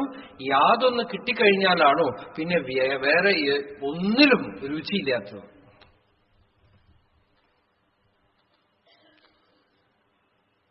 നിങ്ങളില് പലരും അങ്ങനെയുള്ളവരാ. നിങ്ങളത് കോൺഷ്യസ് ആയിരിക്കണമെന്നില്ല. എത്രയോ കാലമായിട്ട് ഭാഗവതം കേൾക്കണു, ഗീത കേൾക്കണു. ചിലപ്പോൾ നിങ്ങളുടെ വീട്ടിലുള്ളവരൊക്കെ പേരക്കുട്ടികളോ മക്കളോ ഭർത്താക്കന്മാരോ ഭാര്യമാരോ ഒക്കെ ചോദിക്കുന്നുണ്ടാവും, എന്തിനപ്പോ വെറുതെ കേൾക്കാൻ പോണത്, എന്ത് കിട്ടി? ഒന്നും കിട്ടാനല്ല, യാതൊന്നും കിട്ടണ്ട. ഈ ശ്രവണം തന്നെ ഒരു ഫലമാണ്. 1.5 മണിക്കൂർ 2 മണിക്കൂർ ഈ ഭഗവത് വചനത്തിനെ കേൾക്കാം. ശ്രവണം തന്നെ ഫലമാണ്. ഇങ്ങനെ ആസുപ്തേഹേ ആമൃതേഹേ കാലം. ടൈം ഉണ്ടല്ലോ, ടൈം എന്ന് പറയുന്നത് മായയുടെ സ്വരൂപമാണ്. ടൈം എന്ന് പറയുന്നത് ഒരു സ്പേസ് ആണ്. ആ സ്പേസിന്റെ ഉള്ളില് നമ്മൾ ഭഗവത് കഥയെ ഇടാം, ലോകവിഷയങ്ങളെ ഇടാം, ആത്മധ്യാനത്തിനെ ഇടാം, TV നോക്കാം, ദുഃഖിക്കാം, കരയാം, എന്തു വേണേ ചെയ്യാം. ഇതൊക്കെ ചെയ്യാനുള്ള ഒരു സ്പേസിനെയാണ് നമ്മൾ കാലം എന്ന് പറയുന്നത്. ഭഗവാൻ ഗീതയിൽ പറഞ്ഞു, അർജുന കാലഃ കലയതാമഹം. 6:30 മണി മുതൽ 8:30 മണി വരെയുള്ള ടൈം ഉണ്ടല്ലോ അർജുന, അത് ഞാനാണ്. സിമ്പിൾ ഇതാണ്. 6:30 മുതൽ 8:30 മണി വരെയുള്ള ഈ സമയം ഉണ്ടല്ലോ അർജുന, ഈ സമയം ഞാനാണ്. ഇതില് നിമിഷം, ലവം, ക്ഷണം ഇങ്ങനെ പോയി പോയി പോയി പോയി പോയി അത് പരമാണു, ദ്വ്യണു, ത്രസരേണു തുടങ്ങി സംവത്സരം, യുഗപര്യന്തമുള്ള കാലമൊക്കെ ഞാനാണ്. ആ ടൈം എന്ന് പറയുന്നത് നമ്മളുടെ ഉള്ളിലുള്ള മായയുടെ ഒരു പവറാണ്. ആ ടൈമിനെ നമ്മൾ എന്ത് ചെയ്യണോ എന്നുള്ളതിൽ ഇരിക്കണോ, നമ്മൾ മുക്തരാവുന്നു, ബദ്ധരാവണോ എന്നുള്ളത്. ശങ്കരാചാര്യര് ശിവാനന്ദ ലഹരിയിൽ പറഞ്ഞു, കഞ്ചിത് കാലമുമാമഹേശ ഭവത പാദാരവിന്ദാർച്ചനൈ കഞ്ചിത് ധ്യാന സമാധിഭിശ്ച നതിഭിഃ കഞ്ചിത് കഥാകർണനൈ കഞ്ചിത് കഞ്ചിദവേക്ഷണൈശ്ച നുതിഭിഃ കഞ്ചിത് ദശാമീദൃശീം യഃ പ്രാപ്നോതി മുദാ ത്വദർപ്പിതമനഃ ജീവൻ സ മുക്തഃ ഖലു. ഭഗവാനെ അങ്ങനെയുള്ള ഭക്തൻ ജീവൻ മുക്തനാണെന്നാണ്. ആര് എന്നുവെച്ചാൽ കഞ്ചിത് കാലം, ഉറങ്ങുന്ന സമയം നമുക്കൊന്നും ചെയ്യാൻ വയ്യ. ഉണർന്നിരിക്കുമ്പോ, എഴുന്നേറ്റിരിക്കുമ്പോ കുറച്ചു നേരം എന്ത് ചെയ്തു? ഭവതഃ പാദാരവിന്ദാർച്ചനൈ, ഭഗവാൻ അർച്ചന ചെയ്യുന്നു, ആരാധന ചെയ്യുന്നു, some form of worship. Physically you do something. ഭവതഃ പാദാരവിന്ദാർച്ചനൈ കഞ്ചിത് ധ്യാന സമാധിഭിശ്ച, കുറച്ചു നേരം ധ്യാനിക്കണം, ചിലപ്പോ സമാധിസ്ഥിതിയിലിരിക്കുന്നു. കഞ്ചിത് കഞ്ചിദവേക്ഷണൈ, അവിടെ തീർത്ഥക്ഷേത്രങ്ങളിലോ അമ്പലങ്ങളിലോ ഒക്കെ ചെന്ന് ദർശിക്കുന്നു, സത്സംഗത്തിൽ ചെന്നിരിക്കുന്നു. കഥാകർണനൈ, ഭഗവത് കഥാശ്രവണം ചെയ്യുന്നു, നമസ്കരിക്കുന്നു, പ്രദക്ഷിണം ചെയ്യുന്നു. ഇങ്ങനെ ഒരേപോലെ ഒരു സാധനയല്ല. ശരീരം മാറി മാറി പ്രവർത്തിച്ചുകൊണ്ടിരിക്കുമ്പോഴും, ഇനിയിപ്പോ അടുക്കള പണി ചെയ്യണം, എന്ത് ചെയ്യുമ്പോഴും there is a constant uninterrupted recollection. ഭഗവത് സ്മരണം ഹൃദയത്തിൽ ഉണ്ടായിക്കൊണ്ടേയിരിക്കുന്നുണ്ടെങ്കിൽ, നമ്മള് ഭഗവത് സ്മരണത്തിന് ശരീരത്തിനെയോ മനസ്സിനെയോ ഉപയോഗപ്പെടുത്താൻ കഴിഞ്ഞിട്ടില്ലെങ്കിലും, നമ്മൾ സംസാരത്തിൽ എന്ത് പെട്ട് പറഞ്ഞുകൊണ്ട് കിടക്കുകയാണെങ്കിലും ഉള്ളിലെ ആ ഭഗവത് ആശ്രയം വെച്ചുകൊണ്ട്, അതായത് ഭഗവത് നാമജപം ചെയ്തുകൊണ്ടെങ്കിലും, നാമസ്മരണം ചെയ്തുകൊണ്ടെങ്കിലും ഹൃദയത്തിൽ ഭഗവാനെ പിടിച്ചുകൊണ്ട് കാലം, ടൈം, യഹാ ദശാമീദൃശീം നയത്തി, ഇങ്ങനെ തന്നെ ഉള്ള ടൈം മുഴുവൻ എന്തെങ്കിലും വിധത്തില് ശരീരം പ്രവർത്തിച്ചുകൊണ്ടിരിക്കുമ്പോഴും ഹൃദയത്തിന്റെ ഉള്ളില് ഭഗവത് സ്മരണം നിർത്തിക്കൊണ്ടുപോകുന്ന ഒരു ചമത്കാരം ആര് സാധിച്ചിരിക്കണോ അവന് സംസാരമൊന്നുമില്ല എന്നാണ്. സജീവൻ മുക്ത. അതാണ് സാധിക്കേണ്ടത്. കളറ് മാറ്റിയിട്ടൊന്നും കാര്യമില്ല. മുട്ടയടിക്കുക, താടി വളർത്തുക, വേഷം കെട്ടുക, അത് പുതിയൊരു സംസാരമാണ്. ആശ്രമം തുടങ്ങുക, ആശ്രമം അവസാനിപ്പിക്കുക, ഇതൊക്കെ പുതിയ സംസാരമാണ്. ഈശ്വരന് വേണ്ടത്, ശിവാനന്ദ ലഹരിയിൽ തന്നെ ആചാര്യസ്വാമിയുടെ ഒരു വചനമുണ്ട്, അങ്ങേക്ക് പോയി ഞാൻ എന്ത് തരും, അല്ലെ, സ്വർണം കൊണ്ട് പൊതി കൊണ്ടോ ഒന്നും ആവശ്യമില്ല. ഭവതു ഭവതർത്ഥം മമ മനഃ.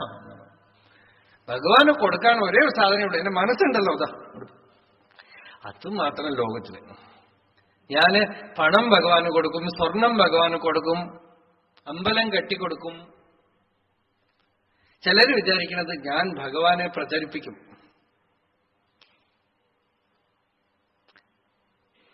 ത്യാഗരാജസ്വാമി പറഞ്ഞു, രാമൻ നാടുനീളെ പോയി ത്യാഗരാജനെ പ്രചരിപ്പിക്കണമെന്നും. ഞാൻ രാമനെ പ്രചരിപ്പിക്കണമെന്നല്ല. എന്നുവെച്ചാൽ പരമഹംസ സന്യാസി ഒരാൾ വന്ന് ത്യാഗരാജസ്വാമിയുടെ അടുത്ത് വന്ന് പാടിക്കേൾക്കണം എന്ന് പറഞ്ഞത്രേ. അപ്പോ വളരെ സന്തോഷിച്ചു സ്വാമി. എന്താന്ന് വെച്ചാൽ ആരെങ്കിലും ലൗകികൻ വന്ന് കച്ചേരി പണ മുടിയുമാ, എவ்வளவு ഫീസ് വേണം? ചിലരൊക്കെ നമ്മളെടുത്തൊക്കെ ഇങ്ങനെയാ ചോദിക്കുക. ചിലരൊക്കെ ലെറ്റർ എഴുതും ചോദിച്ചിട്ട്, ഇവിടെ വന്നിട്ട് നിങ്ങൾ ഒരാഴ്ച ടോക്ക് കൊടുക്കും, നിങ്ങൾക്ക് എത്ര ഫീസ് വേണം? അപ്പൊ തോന്നും ഈ അധ്യാത്മ ജീവിതമേ വേണ്ടിയിരുന്നില്ല.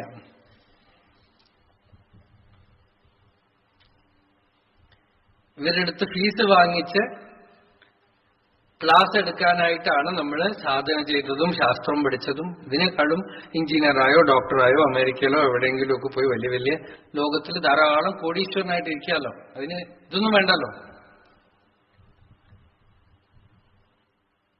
ആരും കുറ്റവും പറയില്ല അല്ലേ? ഇതിലൊക്കെ ആണെങ്കിൽ എല്ലാത്തിനും കുറ്റം പറഞ്ഞുകൊണ്ടിരിക്കും ആളുകൾ. ഈ അധ്യാത്മക്കാരെ കുറ്റം പറയണ പോലെ വേറെ ആരും കുറ്റം പറയില്ല. ലോകത്തിലാണെങ്കിൽ എങ്ങനെ ജീവിച്ചാലും ആരും കുറ്റം പറയില്ല. ഒരു രാഷ്ട്രീയക്കാരൻ അയാൾ എന്ത് കാണിച്ചാലും ആരും ഒന്നും പറയില്ല. ഒരു സിനിമ ആക്ടർ എങ്ങനെ ജീവിച്ചാലും ആരും ഒന്നും പറയില്ല. ഒരു അധ്യാത്മ ലോകത്തില് അത് അങ്ങനെയുള്ള ആളുകളൊക്കെ ഒരു സ്റ്റാൻഡേർഡ് ഉണ്ടാക്കിയിട്ട് പോയി മഹാത്മാക്കള്. അതാണ് അതിന്റെ കാര്യം. അത് വെച്ചുകൊണ്ടാണ് നമ്മളെല്ലാം അളക്കണത്. അപ്പോ അതിൽ പൃച്ഛകൻ അങ്ങനെയാണെങ്കിൽ നിങ്ങൾക്ക് ഇതൊരു വാങ്ങിക്കാനും കൊടുക്കാനുള്ള പ്രോഡക്റ്റ് പോലെ ധരിക്കുന്ന ആളാണെങ്കിൽ ഫലിക്കില്ല. The entire time must be given to God. ഈശ്വരന് ആത്മധ്യാനത്തിന് സമ്പൂർണമായിട്ട് അർപ്പണം ചെയ്യാം. എന്നുവെച്ചാൽ അപ്പൊ നമ്മൾ എങ്ങനെ ജീവിക്കും? ജീവിച്ചു നോക്കൂ, അപ്പൊ അറിയാം. ഭംഗിയായിട്ടെല്ലാം നടക്കും. ഈശ്വരനായിട്ടിരിക്കണോ, ലോകം നടക്കണില്ലേ, അതുപോലെ നടക്കും. പെർഫെക്റ്റ് ഓർഡറിൽ നടക്കും. അനന്യാശ്ചിന്തയന്തോ മാം യേ ജനാഃ പര്യുപാസത്തെ തേഷാം നിത്യാഭിയുക്താനാം. എല്ലാവർക്കും അറിയാം അല്ലെ? യോഗക്ഷേമം വഹാമ്യഹം. എന്നിട്ട് പോയിട്ട് നമ്മൾ വിട്ടുകഴിഞ്ഞാൽ കാര്യം നടക്കുമോ എന്ന് ചോദിക്കാൻ പാടുണ്ടോ അല്ലേ? യോഗക്ഷേമ ധുരന്ധരസ്യ സകലശ്രേയപ്രദോദ്യോഗിനഃ ദൃഷ്ടാദൃഷ്ടമതോപദേശകൃതിനഃ ബാഹ്യാന്തരവ്യാപിനഃ സർവജ്ഞസ്യ ദയാകരസ്യ ഭവതഃ കിം വേദിതവ്യം മയാ ശംഭോ ത്വം പരമാന്തരംഗ ഇതി മേ ചിത്തേ സ്മരാമ്യന്വഹം. സർവജ്ഞസ്യ ദയാകരസ്യ ഭവതഃ കിം വേദിതവ്യം മയാ. ഭഗവാൻ ആരാണ്? യസ് സർവജ്ഞഃ യസ് സർവവിദ്യസ്യ ജ്ഞാനമയം തപഃ. ഉപനിഷത്ത് പറയുന്നു സർവജ്ഞഃ സർവം ജാനാതി, സർവവിദ് വിശേഷേണ സർവം ജാനാതി.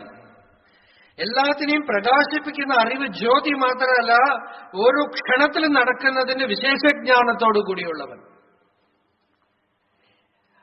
അതെങ്ങനെ അവൻ അറിയണു? ജ്ഞാനമയം തപഃ. അഗ്നിക്ക് ചൂട് എങ്ങനെയോ അതുപോലെ അറിയുക എന്നുള്ളതാണ് അവന്റെ സ്വഭാവം. ഈശ്വരൻ ആരാണ്? അറിവ് തന്നെ അവനാണ്. യസ്യ ജ്ഞാനമയം തപഃ. അവൻ എവിടെ ഇരിക്കണു? ബ്രഹ്മപുരേ. ഹൃദയപുണ്ഡരീകത്തിന് ഒരു പേരാണ് ബ്രഹ്മപുരം. ഹൃദയം എന്ന് പറഞ്ഞാൽ നമ്മള് വലതുവശത്ത് എപ്പോഴും തൊടും അല്ലേ?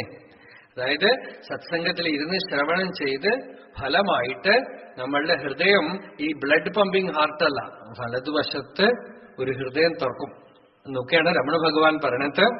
യോഗികൾക്ക് വേദ്യമായിട്ടുള്ള കാര്യമാണത്. ഭക്തന്മാർ അറിഞ്ഞതാണ്. മഹാത്മാക്കൾ പലരും അനുഭവിച്ചിട്ടുള്ള ഒരു വിഷയമാണ് വലതുവശത്തെ ഹൃദയം എന്നാണ്. പക്ഷെ ശരീരത്തിന് അതിന് പ്രാമുഖ്യമില്ല, എങ്കിലും വലതുവശത്തൊരു ഹൃദയം തുറക്കണമെന്നാണ്. A spiritual heart, the place where you experience truth. ആ ഹൃദയത്തില് അന്തര്യാമി രൂപനായിട്ട് ഭഗവാൻ ഇരിക്കുമ്പോ നമ്മളുടെ യോഗക്ഷേമത്തിന് യാതൊരു ബുദ്ധിമുട്ടുണ്ടാവില്ല. യോഗക്ഷേമ ധുരന്ധരൻ എന്നാണ് പറയുന്നത്. അതായത് ഒരു കാര്യം ചെയ്യാനായി കച്ച കെട്ടിയിരിക്കുന്ന ആളെയാണ് ധുരന്ധരൻ എന്ന് പറയാം. അതുപോലെ ഭഗവാൻ ഒരു കച്ച കെട്ടിയിരിക്കുകയാണ്. എന്താന്ന് വെച്ചാൽ നമുക്ക് ക്ഷേമം വരണം, മംഗളം വരണം, സൗഖ്യമായിട്ടിരിക്കണം. അമ്മയും അപ്പനും ആഹി. രമണ മഹർഷി ആത്മസാക്ഷാത്കാരം അടഞ്ഞ ശേഷം തിരിഞ്ഞു നോക്കിയിട്ട് പറയാണ്, തന്റെ പുറകിലുള്ള ജ്ഞാനികൾക്കൊക്കെ ഇപ്പൊ ഈശ്വരദേഹ സമ്പർക്കം എന്നൊരു വാക്ക് പറഞ്ഞല്ലോ. അപ്പൊ ഞാനിപ്പോ ഗീതയിലേക്ക് പ്രവേശിക്കുന്നില്ല, ഇങ്ങനെ സ്പർശിച്ച് വരിക. ഈശ്വര ശരീര സമ്പർക്കം എന്നൊരു കാര്യം പറഞ്ഞു. അത് ആദ്യം ഇങ്ങോട്ട് തെളിയട്ടെ. അതായത് മഹാത്മാക്കളൊക്കെ, ബുദ്ധനടക്കം, ബുദ്ധൻ ഈശ്വരൻ എന്നുള്ള പേരൊന്നും പറഞ്ഞില്ലെങ്കിലും സ്വയം ആ നിർവാണം എന്നൊരു കാര്യം സമ്മതിച്ചു അല്ലേ? സിദ്ധാർത്ഥ രാജകുമാരൻ എല്ലാം വിട്ട്, രാജ്യമൊക്കെ വിട്ട്, എല്ലാം ഉപേക്ഷിച്ച് ഊരുബില്വത്തില് കാട്ടിന്റെ ഉള്ളിൽ കയറി ആ ബോധിവൃക്ഷത്തിന്റെ ചുവട്ടില് പദ്മാസനത്തിൽ ഇരുന്നു കൊണ്ട് പറഞ്ഞു അത്ര, ഇഹാസനെ ശുഷ്യത്വമേ ശരീരം ത്വഗസ്ഥി മാംസം വിലയം ചെയ്യാത്തു അപ്രാപ്യ ബോദ്ധിം ബഹുകൽപ്പ ദുർലഭാം നൈവാസനാത് കായമതഃ ചലിഷ്യതി. ഇവിടെ ഇരുന്ന് ഈ ശരീരം അങ്ങടെ മണ്ണോട് മണ്ണായിട്ട് പോവട്ടെ, എല്ലും മാംസവും ഒക്കെ മണ്ണിൽ കലർന്നു പോവട്ടെ. അപ്രാപ്യ ബോധ്യം, ആ ആത്മസാക്ഷാത്കാരം അഥവാ ബ്രഹ്മനിർവാണത്തിനെ പ്രാപിക്കാതെ ശരീരം ചലിക്കാൻ സമ്മതിക്കില്ല. അത് പറഞ്ഞിരുന്നു അത്രയും ബുദ്ധൻ. അങ്ങനെയൊക്കെ നേടിക്കഴിഞ്ഞപ്പോ ബുദ്ധന്റെ ജീവചരിത്രകാരന്മാര് പറയണത്, ബുദ്ധഭഗവാന്റെ ഉള്ളില് കാരുണ്യചക്രം പ്രവർത്തിച്ചു. കാരുണ്യചക്രം എന്ന് വെച്ചാൽ ബുദ്ധന്റെ ഒന്നുമല്ല, ഈ had contact with that eternal stream of compassion. അതിനാണ് ഈശ്വര ശരീര സമ്പർക്കം എന്ന് പറഞ്ഞത്. അതാണ് ഭഗവാൻ, രമണ ഭഗവാൻ അമ്മയും അപ്പനുമായനെ ആക്കി അളിത്ത് അമ്മഹിമായയിൻ ആഴ്ക്കടൽ വീഴ്ந்து, ഭൂമിയിൽ ആഴ്ക്കടൽ വീഴ്ந்து ഞാൻ ആഴ്ന്നിടും മുൻ. എന്നെ അമ്മയും അച്ഛനും ആയിട്ട് എന്റെ പുറകിലിരുന്നു എന്ന് വെച്ചാൽ ഈ ജനിപ്പിച്ച അച്ഛനും അമ്മയല്ല, അച്ഛനും അമ്മയുടെയും പ്രിയത്തോടുകൂടെയും ശാസനശക്തിയോടുകൂടെയും പുറകിലൊരു ഫോഴ്സ് നിന്നുകൊണ്ട് സംസാരത്തിൽ വീഴാതെ എന്നെ രക്ഷിച്ച് എനിക്ക് ആത്മസാക്ഷാത്കാരം തന്ന് ആ പദത്തിൽ ഇരുത്തി എന്നാണ് പറയണത്. അപ്പൊ ഈ ശക്തിയെ ജ്ഞാനികൾ സാക്ഷാത്കരിച്ച ശേഷം അവര് ഇതിനെ കണ്ടറിയണു ഉള്ളില്. ഇതിനെയാണ് ഭഗവാൻ കഴിഞ്ഞ അധ്യായത്തില് പുരുഷോത്തമൻ എന്ന് പറഞ്ഞത്. 15ാമത്തെ അധ്യായത്തില് പുരുഷോത്തമൻ എന്ന് പറഞ്ഞു.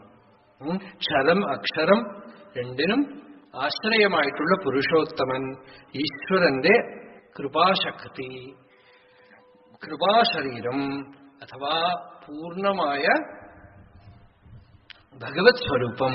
ആ ഭഗവത് സ്വരൂപത്തിനെ സാക്ഷാത്തായിട്ട് അന്തരംഗത്തില് ഹൃദയത്തില് ആത്മജ്ഞാനത്തിനെ പ്രാപിച്ച ജ്ഞാനി കണ്ട് അറിയുന്നു. ആ കണ്ടറിയുമ്പോ ശാന്തി ഉണ്ടാവും. ഈശ്വര സർവഭൂതാനാം ഹൃദ്ദേശേ അർജുന തിഷ്ഠതി തമേവ ശരണം ഗച്ഛ സർവഭാവേന ഭാരത തത്പ്രസാദാത് പരാം ശാന്തിം സ്ഥാനം പ്രാപ്സ്യസി. നല്ല കുളിർമ, ശീതളത, ശാന്തി. ആ ശാന്തി ഭഗവാനെ ശരണാഗതി ചെയ്യൂ. അന്തര്യാമിയായ ഈശ്വരനെ കണ്ടറിഞ്ഞ് ശരണാഗതി എന്ന് പറയുന്നത് ഒരു കാര്യമല്ല. അമ്മയുടെ മടിയിലേക്ക് കുട്ടി കയറിയിരിക്കുന്ന ലാഘവത്തോടുകൂടെ തന്നെ ഹൃദയസ്ഥനായ അന്തര്യാമിയെ കണ്ട അഭിമാനം അതിനകത്ത് കയറി സ്വയമേവ അടങ്ങിയിരിക്കും. അങ്ങനെ ആ സ്വരൂപസമ്പത്തി, ആ സ്വരൂപസമ്പത്തിയാണ് ഒരു ശിഷ്യന് പരമമായ ശ്രേയസ്സിനെ കൊടുക്കണത്. നമ്മളൊക്കെ ശ്രേയോർത്ഥിന, നമ്മൾ ആഗ്രഹിക്കുന്നത് അതാണല്ലോ അല്ലേ? സംസാരം എന്ന് പറയുന്ന ഈ അഗ്നി, പലവിധ വിഷമങ്ങൾ, പലവിധ ദുഃഖങ്ങൾ. ഇതൊന്നും ഇല്ലെങ്കിൽ ഗീതയൊന്നും നമുക്ക് ആവശ്യമില്ല. ഇതൊന്നും ഇല്ലെങ്കിൽ നമുക്ക് എന്തിനു ഭഗവത്ഗീത, രാമായണമൊക്കെ സൗഖ്യമായിട്ട് ലോകത്തിലെ എല്ലാ കുണ്ടാമണ്ടികളുടെ ഇടയിലും നടക്കാം. ഇത്രയും പേര് ഇവിടെ വന്ന് ഇരിക്കാൻ തന്നെ കാരണം എന്താ? എനിക്ക് തന്നെ ആശ്ചര്യമാണ്. ഞാൻ ഓരോരിക്കലും വിചാരിക്കും ഇവർ അടുത്ത വർഷം ഉണ്ടാവില്ല എന്ന്. പിന്നെയും വരും, പിന്നെയും വരും. ആളെ വരില്ല എന്ന് വിചാരിക്കും, പിന്നെയും വരും. എന്തിനാ വരണത്? സ്പിരിച്വൽ അട്രാക്ഷൻ വളരെ പവർഫുള്ളാണ്. കണ്ടുകൊണ്ടേയിരിക്കുന്നുണ്ട്. ഇത് പോണ സ്ഥലത്തൊക്കെ കാണുന്നു. ലൗകിക ഈ സിനിമ ആകർഷണം ഇതൊന്നും ഒന്നുമല്ല. ഇതൊക്കെ പുറമേക്ക് ഇങ്ങനെ സർഫസിലുണ്ടെന്നല്ലാതെ ഈ അധ്യാത്മമായ ഒരു ആകർഷണം വന്നു കഴിഞ്ഞാൽ, ഗീതയില് ഭാഗവതത്തിലെ കൃഷ്ണന്റെ ആകർഷണമൊക്കെ നമ്മൾ പറയണില്ലേ അല്ലേ? ആ ആകർഷണം അത് ലൗകികമല്ല. അത് ജീവൻ തന്റെ ഉള്ളില് ശ്രേയസ്സിനെ ആഗ്രഹിക്കും. നമ്മൾ ഈ ഭക്ത എന്ന് പറഞ്ഞില്ലേ, ജിജ്ഞാസു. ഈ ജിജ്ഞാസുവിന്റെ ഫോഴ്സാണത്, ഡ്രൈവാണത്. It is a powerful drive than any psychic drives. ആഗ്രഹങ്ങളൊന്നും പോലെയൊന്നും അല്ലാതെ അതങ്ങടെ ഭഗവത് സാക്ഷാത്കാരം പ്രാപിക്കുന്നവരെ, ശാന്തിയുടെ നിർമ്മലമായ മഞ്ചത്തിൽ കയറി ഇരിക്കണവരെ അത് നമ്മളെ വിടില്ല. അതുകൊണ്ട് അതിൽ വിശ്വസിക്കാം. നിങ്ങൾ ഏത് ശക്തി ഇവിടെ കൊണ്ടുവന്ന് ഇരുത്തിയിരിക്കണോ അത് നമ്മളെ പൂർണ്ണമാക്കുന്ന ശക്തിയാണ്. അതാണ് അന്തര്യാമിയായ ഭഗവാന്റെ ഉന്തലാണത്, ഉള്ളിൽ നിന്നുമുള്ള ഒരു തള്ളലാണത്. ആ ശക്തി അതാണ് അർജുനനെ കൊണ്ട് ഭഗവാന്റെ അടുത്ത് ഷാധിമാം ത്വാം പ്രപന്നം എന്ന് പറയിപ്പിച്ചത്. ഭഗവാന്റെ അടുത്ത് അർജുനൻ പറഞ്ഞു, കാർപ്പണ്യതോഷോപഹത സ്വഭാവ പൃച്ഛാമി ത്വാം ധർമ്മസമ്മൂഢചേത. അർജുനനെ പോലെ ഒരാൾ അത്രയും പെട്ടെന്ന് ഇത് പറയില്ല. വളരെ അഭിമാനിയാണ് അർജുനൻ. എല്ലാത്തിലും ഞാൻ ഫസ്റ്റ് എന്ന് പറഞ്ഞ് നിൽക്കുന്ന ആളാണ്. വാസ്തവത്തിൽ തന്നെ ലോകത്തിലെ ഏറ്റവും ഫസ്റ്റ് ആയിട്ടുള്ള ആളാണ് അല്ലേ? ദ്രോണാചാര്യർക്ക് ഏറ്റവും ഇഷ്ടപ്പെട്ട ശിഷ്യൻ കർണന്റെ പ്രഭാവം കണ്ട് അർജുനനെ പലപ്പോഴും കർണൻ തോൽപ്പിച്ചു കളയോ എന്ന് ആളുകൾ സംശയിച്ചിട്ടുണ്ടെങ്കിൽ പോലും ഭാരതത്തിൽ വാസ്തവത്തിൽ പല വട്ടം കർണൻ അർജുനന്റെ മുമ്പിൽ തോറ്റുപോയിട്ടുണ്ട്. അത്രയും പവർഫുൾ ആയിട്ടുള്ള ഒരാള്. Naran is the representative of ശ്രോത. നാരായണൻ വക്ത. രണ്ടിനെയും ഘടിപ്പിക്കുന്ന ശാസ്ത്രമാണ് സരസ്വതി. നാരായണൻ ഭഗവാൻ, ആത്മാ. ഉപദേശിക്കുന്ന ആളാണ് വ്യാസൻ. അതുകൊണ്ടാണ് ഭാരതം തുടങ്ങുമ്പോ നാരായണം നമസ്കൃത്യ നരം ചൈവ നരോത്തമം ദേവീം സരസ്വതീം വ്യാസം. ഇതൊക്കെ കൂടെ ചേർന്ന് കഴിഞ്ഞാൽ ജയമുദീരയേത്, കംപ്ലീഷനായി. അപ്പൊ പൂർണ്ണം ജയം. സജയതി. അപ്പോഴാണ് ജയം വരുന്നത്. നാരായണൻ, നരൻ, സരസ്വതി, വ്യാസൻ. അപ്പോ ഇവിടെ ഗീതാശാസ്ത്രത്തിലും അർജുനനെ കൊണ്ട് ഭഗവാന് ശരണാഗതി ചെയ്യിപ്പിച്ച ശക്തി, ആ പ്രപത്തി, ജിജ്ഞാസ, അത് നമ്മളുടെ ഉള്ളിൽ ജാഗൃതമാവുമ്പോ നമ്മൾ ശുശ്രൂഷു ആവും. അപ്പോ കേൾക്കുന്ന ഈ ബ്രഹ്മവിദ്യ അന്തഃശ്രോത്രത്തിന്, ഹൃദയശ്രോത്രത്തിന് വിഷയമാകും. ഭാഗവതത്തില് വിദുരൻ പറഞ്ഞു, പറയൂ പറയൂ പറയൂ എന്നാണ്. ഈ ഗീത പറയുമ്പോ ഗീതയിലെ ശാസ്ത്രം മാത്രമേ ഉള്ളൂ. ഭാഗവതം നോക്കുമ്പോ ഈ ശാസ്ത്രത്തിന് പൂർവാപരമായിട്ടുള്ള ഏച്ചുകൂട്ടലൊക്കെ അവിടെയാണ് കിട്ടുക. അവിടെ നോക്കുമ്പോ വിദുരൻ പറയണു മൈത്രേയ മഹർഷിയുടെ അടുത്ത് എന്താന്ന് വെച്ചാൽ, ഉത്തമമായ ബ്രഹ്മവിദ്യാശ്രവണത്തിനായി നടന്ന് 36 വർഷം നടന്ന് ഗംഗയുടെ തീരത്തിൽ പോയി അങ്ങനെ തേജോമയനായി ബ്രഹ്മാനുഭവ സമ്പന്നനായി ജാജ്വല്യമാനനായിട്ടിരിക്കുന്ന ഒരു മഹർഷിവര്യന്റെ മുമ്പിൽ ചെന്ന് കേൾക്കാൻ നിൽക്കണം. അപ്പോഴാണ് ദ്വാരിദ്വിനദ്യാ ഋഷഭകുരൂണാം മൈത്രേയമാസീനം അഗാധബോധം ക്ഷത്തോപസൃത്യ അച്യുതഭാവശുദ്ധ പപ്രച്ഛ സൗശീല്യ ഗുണാഭിതൃപ്ത. അച്യുതഭാവശുദ്ധ, ഹൃദയത്തില് ഭഗവത് ഭക്തി കൊണ്ട് നിർമ്മലമായ ഹൃദയത്തോടുകൂടെ. ചിലരൊക്കെ ചോദിക്കുമ്പോ സൗശീല്യ ഗുണാഭിതൃപ്ത, ഗുരുവിന് ഒരു സന്തോഷം കൊടുക്കണം. അപ്പോഴേ ഗുരുവിന്റെ ഉള്ളിൽ നിന്ന് വസ്തു വരുള്ളൂ. ഇപ്പൊ നമ്മളുടെ ദേവതകളൊക്കെ നോക്കൂ, സഹസ്രനാമത്തിൽ ഭഗവാൻ ഒരു പേരുണ്ട്, സ്തുതിപ്രിയ. ദേവിക്ക് ഒരു പേരാണ് സ്തോത്രപ്രിയ. അല്ലേ? ദേവതകളൊക്കെ സ്തുതിക്കണം. ചിലരൊക്കെ ചോദിക്കണം, ഇതെന്താ ഈ ദേവന്മാരൊക്കെ ഫ്ലാറ്ററി ഇഷ്ടപ്പെടുന്നവരാണോ? ഇങ്ങനെ പുകഴ്ത്ത ദേവന്മാരെ സ്തുതിക്കുക, പുകഴ്ത്തിക്കൊണ്ടേയിരിക്കുക. നോക്കൂ, ഈ പുകഴ്ത്ത എന്ന് പറയുന്നത് എല്ലാത്തിനും ഒരു സ്ഥാനമുണ്ട് ലോകത്തില്. അതുപോലെ ഈ പുകഴ്ത്തൽ, സ്തുതിക്കൽ, പ്രശംസിക്കൽ എന്ന് പറയുന്ന ഒരു സ്ഥാനമുണ്ട്. പ്രശംസിക്കാതിരിക്കാൻ പറ്റില്ല, പ്രശംസ വേണം. പക്ഷെ എവിടെ വേണമെന്ന് വെച്ചാൽ അന്തര്യാമിയായ ഭഗവാനെ എഴുന്നേൽപ്പിക്കാനുള്ള ഒരു മിസ്റ്റിക് പ്രോസസ്സാണ് ഈ പ്രശംസ എന്ന് പറയുന്നത്. ഒരു സദ്ഗുരുവിനെ വേണ്ട വിധത്തില് ശിഷ്യൻ പ്രശംസിച്ചാൽ, എന്നുവെച്ചാൽ സ്തുതിച്ചാൽ, ഹൃദയത്തിൽ നിന്ന് സ്തുതിച്ചാൽ, സദ്ഗുരു ഒരാളല്ലല്ലോ, ജ്ഞാനി ഒരാളല്ലല്ലോ, ആ ഉള്ളില് പരമേശ്വരൻ ജാഗൃതമാവും. ഗുരുവിനെ ശിഷ്യൻ ഒരാളായിട്ട് കണ്ടുകൊണ്ട്, പറയൂ നിങ്ങൾക്ക് ദക്ഷിണ വേണോ പറയൂ എന്ന് പറഞ്ഞാൽ അവിടെ അസുരഹ ബോധയതി അസുരം. അസുരൻ ബോധിപ്പിക്കും, അസുരൻ കേൾക്കും. രണ്ടുപേരും അസുഷുരമന്തേ, അസത്യത്തില് പ്രാണനിൽ വിഷയത്തിൽ രമിക്കുന്നവരായിട്ട് തീരും. അതുകൊണ്ട് ഗുരുവിനെ സ്തുതിച്ച് നമസ്കരിച്ച് പ്രണിപാതം ചെയ്ത് പ്രപത്തി ചെയ്ത് ശരണാഗതി ചെയ്ത് ഈ ബ്രഹ്മവിദ്യയെ സ്വീകരിക്കൂ എന്നൊക്കെ പറയണത് ആ ഗുരു എന്ന് പറയുന്ന ആളെ സ്തുതിച്ചിട്ട് അയാളുടെ ശരീരത്തിനെ, അയാളുടെ വ്യക്തിത്വത്തിനെ, പേഴ്സണാലിറ്റിയെ സ്തുതിക്കാൻ വേണ്ടിയിട്ടല്ല. അന്തര്യാമിയായ ആ വാല്യൂ, ആ പ്രഷ്യസ്നെസ് അറിയണം. അത്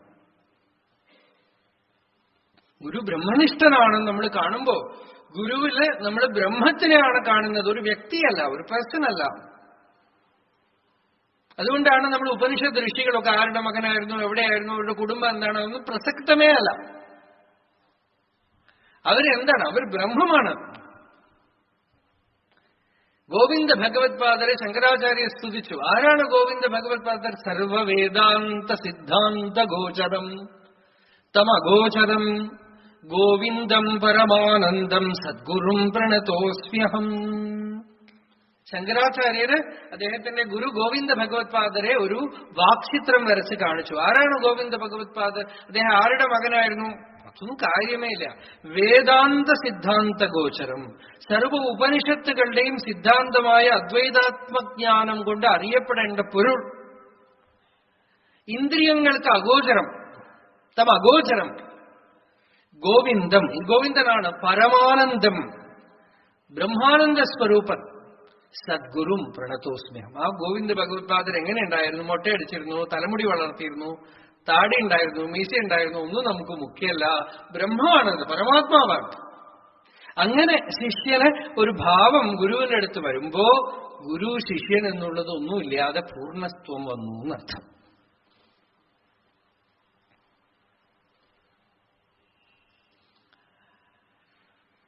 ശിഷ്യനെ ഗുരു കാണുന്നതും അതുപോലെയാണ്. പൂർണ്ണതത്വമസി, നീ പൂർണ്ണ വസ്തുവാണ്, ബ്രഹ്മമാണ്, ആത്മാവാണ്, അഖണ്ഡ പൂർണ്ണമായ വസ്തുവാണ്, ചൈതന്യമാണ്. നീ ശരീരമോ മനസ്സോ ബുദ്ധിയോ ഒന്നുമല്ല, നീ അഖണ്ഡമായ നിർമ്മലമായ പൂർണ്ണമായ വസ്തുവാണ്. ഇങ്ങനെ ഒരു അലൗകികമായ ഒരു റിലേഷൻഷിപ്പ് ഇത് ലോകത്തിൽ എവിടെയും കാണാൻ പറ്റില്ല, അല്ലേ? ആരെങ്കിലും എങ്ങനെ കാണുന്നുണ്ടോ?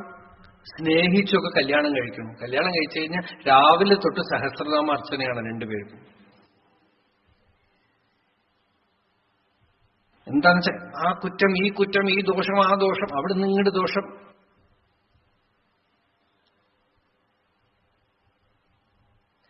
അന്യത്തില് ദോഷം കാണാതിരിക്കാൻ പറ്റുകയില്ല. അന്യമുണ്ടോ? ദോഷമുണ്ട്. വളരെ നല്ലത് കണ്ടു, അവിടെ തന്നെ കുറച്ച് കഴിഞ്ഞാൽ ദോഷം കാണും. അന്യം കാണുന്നുണ്ടല്ലോ, അല്ലേ? കുറച്ച് കഴിഞ്ഞാൽ ദോഷം കാണും. എത്ര കാലം നല്ലത് കാണും നോക്കൂ. എപ്പോഴാണോ അന്യത്തിനെ നിങ്ങൾ പരമേശ്വര സ്വരൂപമായിട്ട് കാണുന്നത്, അവിടുത്തെ ദോഷത്തിനെ നോക്കാതെ ആ ചിത്വസ്തുവിനെ, ചൈതന്യത്തിനെ, വേദാന്തഗോചരമായ വസ്തുവിനെ മാത്രം കാണാൻ കഴിയുന്നത്, അപ്പോ അന്യനും നിങ്ങൾ ഹിതം ചെയ്യും, നിങ്ങൾക്കും നിങ്ങൾ ഹിതം ചെയ്യും. ഭഗവാൻ പറഞ്ഞു ഗീതയില്, അങ്ങനെയുള്ള ദൃഷ്ടി കൊണ്ട് ന ഹിനസ്തി ആത്മന ആത്മാനം തതോ യാതി പരാമൃതി. നീ അപ്പൊ നിന്നെ തന്നെ ഹർട്ട് ചെയ്യില്ല എന്നാണ്. The moment you see the other, first you hurt yourself.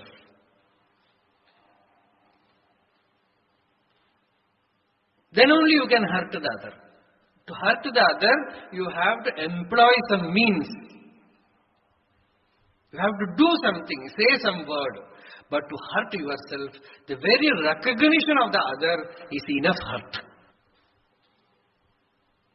എത്ര അന്യത് പശ്യതി നാന്യത് ശൃണോതി നാന്യത് വിജാനാതി. അന്യത്തിനെ കാണണില്ല, അന്യത്തിനെ അറിയണില്ല. ഇതൊരു പരമമായ സ്ഥിതിയാണ്, സമ്മതിക്കണം. പക്ഷെ കുറച്ചെങ്കിലും ഇതിങ്ങനെ അഭ്യാസം ചെയ്തുകൊണ്ടേ വരണം. ഗീതയിൽ ഭാഗവതത്തില് ഭഗവാൻ ഉദ്ധവരെടുത്ത് പറഞ്ഞു, ഉദ്ധവ, മറ്റുള്ള ആളുകളെ കുറിച്ച് നല്ലത് ചീത്ത ഒന്നും പറയാതിരിക്കാന്നാണ്. മറ്റുള്ളവരെ എങ്ങനെ കണ്ട ആത്മാവായിട്ടേ കണ്ടുകൊണ്ടിരിക്കുക, ഭഗവത് സ്വരൂപമായിട്ടേ കണ്ടുകൊണ്ടിരിക്കുക. പരസ്വഭാവ കർമാണി ന പ്രശംസേതിന ഗർഹയേത്. പലപ്പോഴും പുകഴ്ത്തുന്നതൊക്കെ ലോകത്തിൽ ലൗകികമായിട്ട് ഒരാളെ പുകഴ്ത്തുമ്പോഴൊക്കെ നമുക്കത് കിട്ടിയില്ലല്ലോ എന്നുള്ളതാണ്. അത് ഒരു തരത്തിൽ അസൂയാണ്.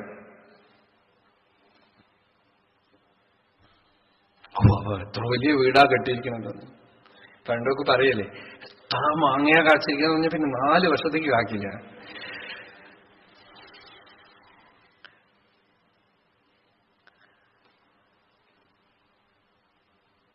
ആ ദൃഷ്ടി തന്നെ ദോഷാണെന്നർത്ഥം. ജ്ഞാനിയുടെ ദൃഷ്ടി ചിത് ഗർഭാദൃഷ്ടി. ആ ദൃഷ്ടിയുടെ ഉള്ളില് ചിത് ഗർഭാണ് അത്രയത്.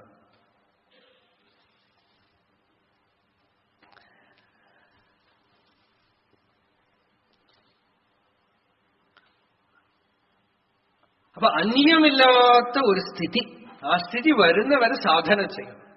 ശ്രോതവ്യോ മന്തവ്യോ നിധിധ്യാസനം. എന്ത് സാധന? വീണ്ടും വീണ്ടും കേൾക്കുക, മനനം ചെയ്യുക, നിധിധ്യാസനം ചെയ്യുക. ഇടയ്ക്കിടയ്ക്ക് വഴുതിപ്പോവും, പിടിച്ചുകൊണ്ടുവരിക, വഴുതിപ്പോവും, പിടിച്ചുകൊണ്ടുവരിക. ലോകമേ അറിയാതെ ചിത്തവൃത്തികളില്ലാതെ ഇരിക്കണം. എന്നുവെച്ചാൽ ചിത്തവൃത്തികളില്ലാതെ, പ്രബല ചിത്തവൃത്തികളില്ലാതെ. ഉണ്ണണം, ഉറങ്ങണം, കാര്യം ചെയ്യണം, ഇലക്ട്രിക് ബില്ല് അടയ്ക്കണം, ടെലിഫോൺ ബില്ല് അടയ്ക്കണം, അതൊന്നും കുഴപ്പമില്ല. അയ്യോ, ഇത് വന്നാൽ എന്താവും, നാളെ എന്താവും, ലോകം അവസാനിക്കുമോ, ഇതൊക്കെയാണ് ഓരോരുത്തർക്കും വിഷമം.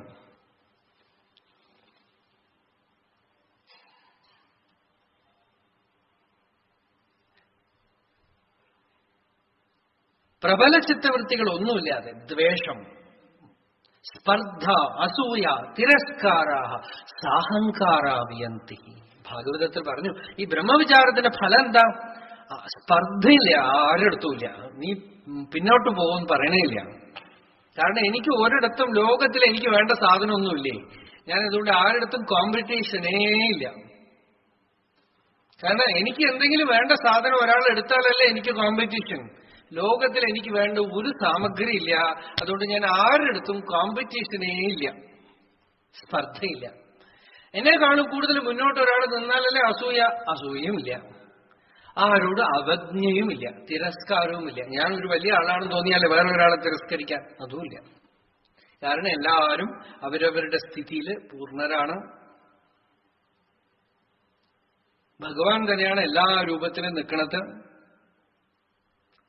ഇതറിഞ്ഞു കഴിയുമ്പോൾ അഹങ്കാരത്തോടു കൂടെ സ്പർദ്ധയും അസൂയയും തിരസ്കാരവും ഒക്കെ വീണു പോകുന്നു. വിയന്തി ഗണന്തി. അത് പോയാലോ ശാന്തി ശാന്തി ശാന്തി തതഃ പരാം ശാന്തി മുപൈതി. വലിയ ശാന്തി ഉണ്ടാവും. ശാന്തി ഉണ്ടാവുകയെന്ന് വെച്ചാൽ പരമമായ ശാന്തിയുമായിട്ട് യു വിൽ ഗെറ്റ് കണക്റ്റഡ്. ശാന്തി ഉണ്ട് ഇവിടെ. നമ്മളുടെ പുറകില് വലിയൊരു കടൽ തന്നെ ഉണ്ട്. അതിൽ പ്ലഗ് കുത്താൻ നമുക്ക് അറിഞ്ഞില്ല, അത്രേ ഉള്ളൂ. അതിലെവിടെയാണ് പ്ലഗ് ചെയ്യേണ്ടത് എന്ന് അറിഞ്ഞില്ല. The moment you get connected with it, you are connected with the whole. പൂർണ്ണം. ആ പൂർണ്ണത്തിനോട് എങ്ങനെ കോണ്ടാക്ട് വരണം എന്ന് അറിഞ്ഞില്ല. കോണ്ടാക്ട് വരാൻ വളരെ എളുപ്പമാണ്. എന്താ കാര്യം എന്ന് വെച്ചാൽ ഈ അല്പത്തിന്റെ അടുത്തുള്ള കോണ്ടാക്ട് വിട്ടാൽ മതി. നാമരൂപങ്ങളോടുള്ള കോണ്ടാക്ട് വിട്ടാൽ മതി. എന്തെങ്കിലും വേണം, ഇത് വേണം, അത് വേണം, നിർബന്ധം ഒക്കെ ഉള്ളത് അങ്ങോട്ട് പോയാൽ ജാഗ്രത്തിൽ തന്നെ ഒരു മൃത്യു, അഭിമാനത്തിന്റെ മൃത്യു ഉണ്ടായാൽ പരമമായ ശ്രേയസ്, ക്ഷേമം, മംഗളം ഉണ്ടാവും. അതിനെയാണ് ഭഗവാൻ ഗീതയില് ബ്രാഹ്മീ സ്ഥിതി എന്ന് പറഞ്ഞത്. ഇതൊക്കെ ഗീതയുടെ മുമ്പിൽ പറഞ്ഞു വന്ന ഭാഗങ്ങളെ തന്നെ വിസ്തരിച്ച് പറഞ്ഞു വരികയാണ്. ഏഷാ ബ്രാഹ്മീ സ്ഥിതി പാർത്ഥ. ഈ ബ്രാഹ്മീ സ്ഥിതിയെ ഭഗവാൻ വർണ്ണിച്ചു.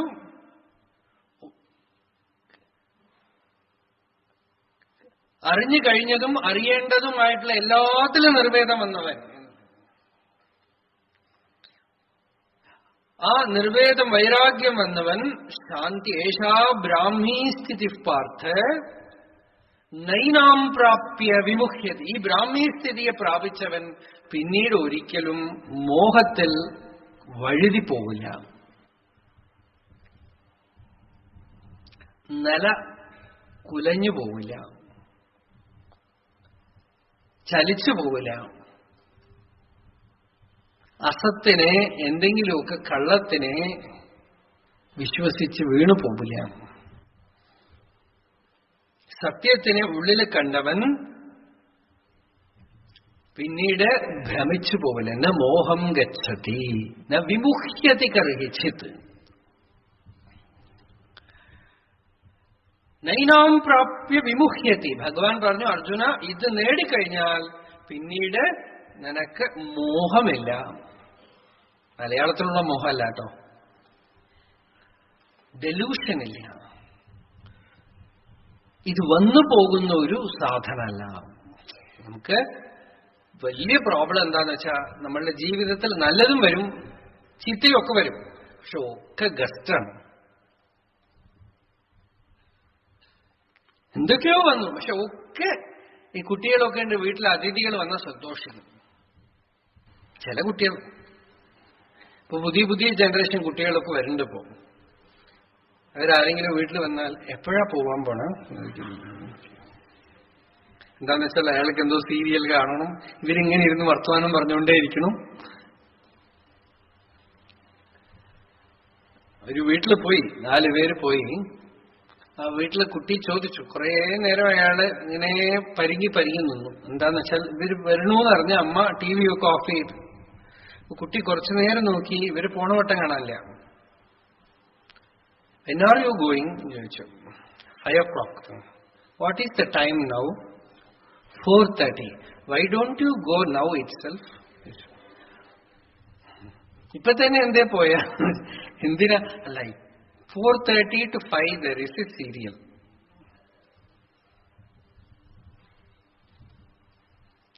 After 5 o'clock if you go, I am not benefited. So why go now? നമുക്ക് വിഷമുണ്ടാക്കുന്നതൊക്കെ നമ്മളെ വിട്ടു പോകണം. പ്രതികൂലം പ്രതിനിവർത്തതേ അനുകൂലം പ്രതിപ്രവർത്തതേ. സംസാരം എന്താണ്? ശങ്കരാചാര്യർ പറഞ്ഞു, ലോക ജീവിതം, എൻറ്റയർ വേൾഡ്ലി ലൈഫ്, ഒരു സിമ്പിളായിട്ട് ഡെഫിനിഷൻ കൊടുക്കുകയാണ് ആചാര്യസ്വാമി ബ്രഹ്മസൂത്ര ഭാഷ്യത്തില്. ഒരു കയ്യിൽ പുല്ലെടുത്തിട്ട് പശുവിന്റെ അടുത്ത് ബാ എന്ന് പറഞ്ഞാൽ അടുത്ത് വരും. ഒരു കോലെടുത്തിട്ട് പശുവിന്റെ അടുത്ത് വാ എന്ന് പറഞ്ഞാൽ നേരെ അങ്ങടേക്ക് ഓടും അല്ലേ? ഹരിത തൃണ പൂർണ്ണപാണി ആലക്ഷ്യ തദഭിമുഖീ ഭവതി ദണ്ഡോദ്യതകരം ആലക്ഷ്യ തതഹാ ധാവതി. അവിടുന്ന് അനുകൂലം പ്രതി പ്രവർത്തതേ പ്രതികൂലാത്തെ നിവർത്തതേ. ഈ ഇത്രയും ഒരു പുല്ല് കണ്ട അടുത്തു പോവുകയും വടി കണ്ട ഓടുകയും ചെയ്യുന്ന ഒരു മാടിന്റെ വികാരമേ ഉള്ളൂ. നമ്മള് അമേരിക്കയിൽ ജോലി അന്വേഷിച്ചു പോണതിനും സ്കൂൾ പഠിക്കുന്നതിനും പലതിനും ഒക്കെ എന്താന്ന് വെച്ചാൽ അനുകൂലം. അവിടെ സുഖമാണ്, അങ്ങോട്ട് പോയി. ഇവിടെ ദുഃഖമാണ്, ഇവിടുന്ന് വിട്ടു. പ്രതികൂലാതെ നിവർത്തത്തെ. ഇതേ തന്നെ പാരമാർത്ഥികത്തിൽ വരുമ്പോ എന്ന് വെച്ചാൽ അപ്പൊ ലോകത്തില് അനുകൂലം വേണമെന്ന് നമ്മൾ പുറകെ പോകണം, പ്രതികൂലത്തിന് ഉപേക്ഷിക്കണം. ഇന്ന് ഈ പ്രതികൂലം നമ്മളുടെ അടുത്ത് വരാതിരിക്കോ? പ്രതികൂലം നമ്മളുടെ പുറകെ വരും, അനുകൂലം നമ്മളുടെ അടുത്തുനിന്ന് ഓടിയും പോയിക്കൊണ്ടിരിക്കും. ഇതാണ് ഒരു വിരോധാഭാസം. ഈ പ്രതികൂലം എന്താ? നമ്മുടെ ശരീരം തന്നെയാണ് ഈ സാധനം. ഈ നിഴലിനെ ഉപേക്ഷിക്കാൻ നോക്കുന്ന ആളെ പോലെയാണ്. ഒരാൾ വിചാരിച്ചു ഈ നിഴലിനെ കൊണ്ട് വല്ലാത്ത ഉപദ്രവം, അതുകൊണ്ട് കുഴിച്ചു മൂടിക്കണയാന്ന് വന്നിട്ട് നിഴലിനെ വലിയൊരു കുഴി വെട്ടിയിട്ട് അതിനകത്തേക്കിട്ട് മണ്ണിട്ട് മൂടിയാൽ മുകളിലിരിക്കണു. ഇതുപോലെയാണ് നമ്മള് ദുഃഖമില്ലാതാക്കണം എന്ന് വിചാരിക്കുകയാണ്. ശരീരത്തിനെയും വെച്ചുകൊണ്ട് ദുഃഖമില്ലാതാക്കണം. എല്ലാം കഴിഞ്ഞ് അവസാനം അറിയും ഈ സാധനാണ് പീഡ. എന്തു വിഷമ ഉണ്ടാക്കണം അല്ലേ? എന്തു വിഷമ. അതൊന്ന് സ്വഭാവം കാണിച്ചു തുടങ്ങിയാൽ നിങ്ങളുടെ മെഡിക്കൽ സയൻസ് ഒക്കെ കിടുകിടാ പറയും. ഒന്നും ഒരു പരിഹാരവും യാതൊരു പരിഹാരവും കണ്ടെത്തിയിട്ടില്ല. 10,000 വർഷം മുമ്പ് എങ്ങനെ വിഷമിച്ചുകൊണ്ടിരുന്നു അതേപോലെയാണ് വിഷമിക്കുന്നത്. With all facilities.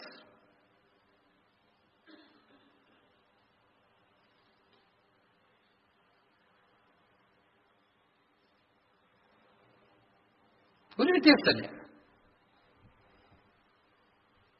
അതുകൊണ്ടാണ് വേദാന്തം പറയണത് ഇവിടെ വസ്തുതന്ത്രമാണ് ജ്ഞാനം എന്ന്. അതായത് ഉള്ളതിന് ഉള്ളപടി അറിയാം. ശരീരം എന്താണെന്ന് വെച്ചാൽ അറിയാം, ആത്മാ എന്താണെന്ന് വെച്ചാൽ അറിയാം, ഇതാണെന്ന് അറിയാം, അതാണെന്ന് അറിയാം, അത്രയേ ഉള്ളൂ.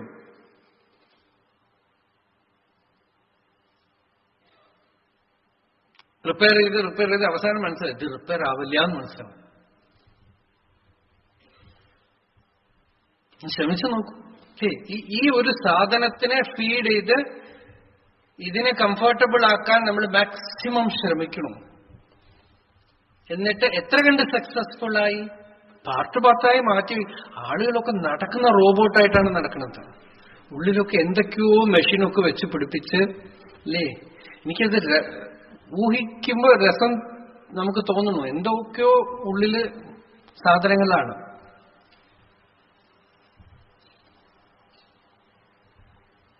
ഇരുമ്പൊക്കെയാണ് ഉള്ളില്.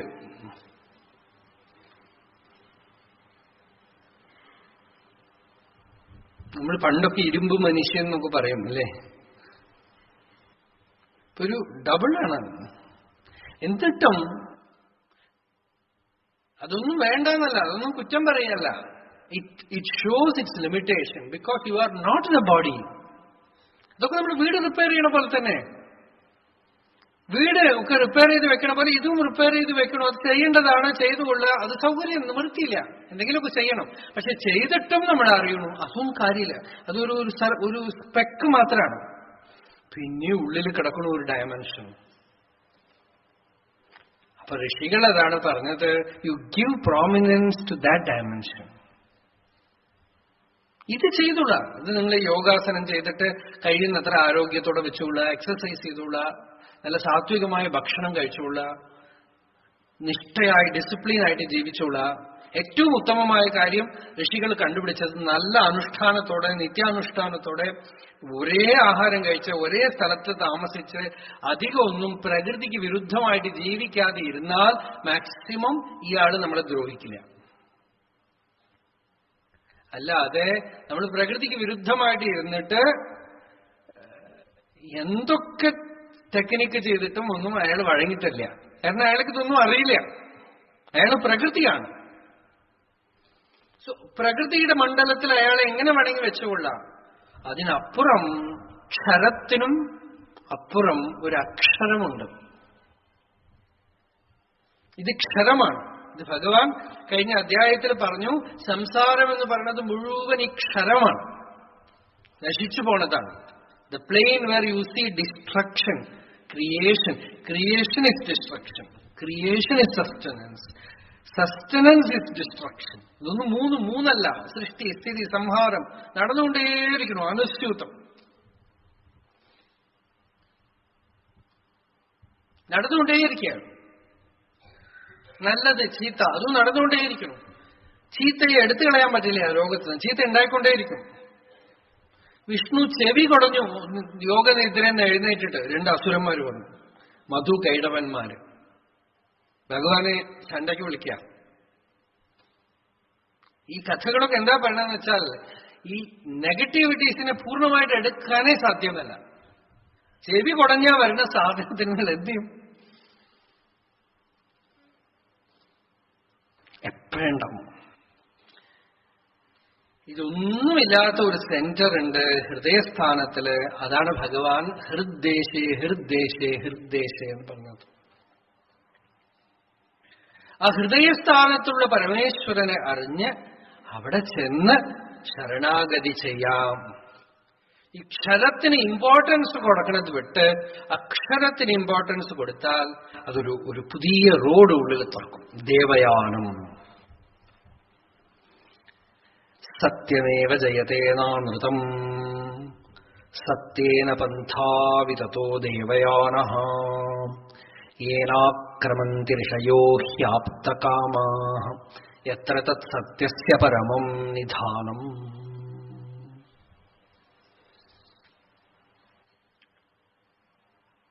സത്യേന പന്ഥാവിതതോ ദേവയാനഃ.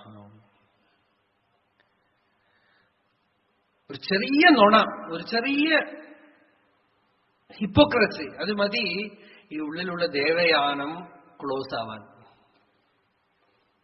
വളരെ സെൻസിറ്റീവാണ് ഈ ഹൃദയം എന്ന് ഞാൻ പറഞ്ഞല്ലോ. വലതുവശത്തിലെ ഹൃദയം എന്ന് പറഞ്ഞു, കുണ്ടലിനി ശക്തി, ഹൃദയസ്ഥാനം, അധ്യാത്മാനുഭൂതി ഒക്കെ പറയണം നമ്മൾ.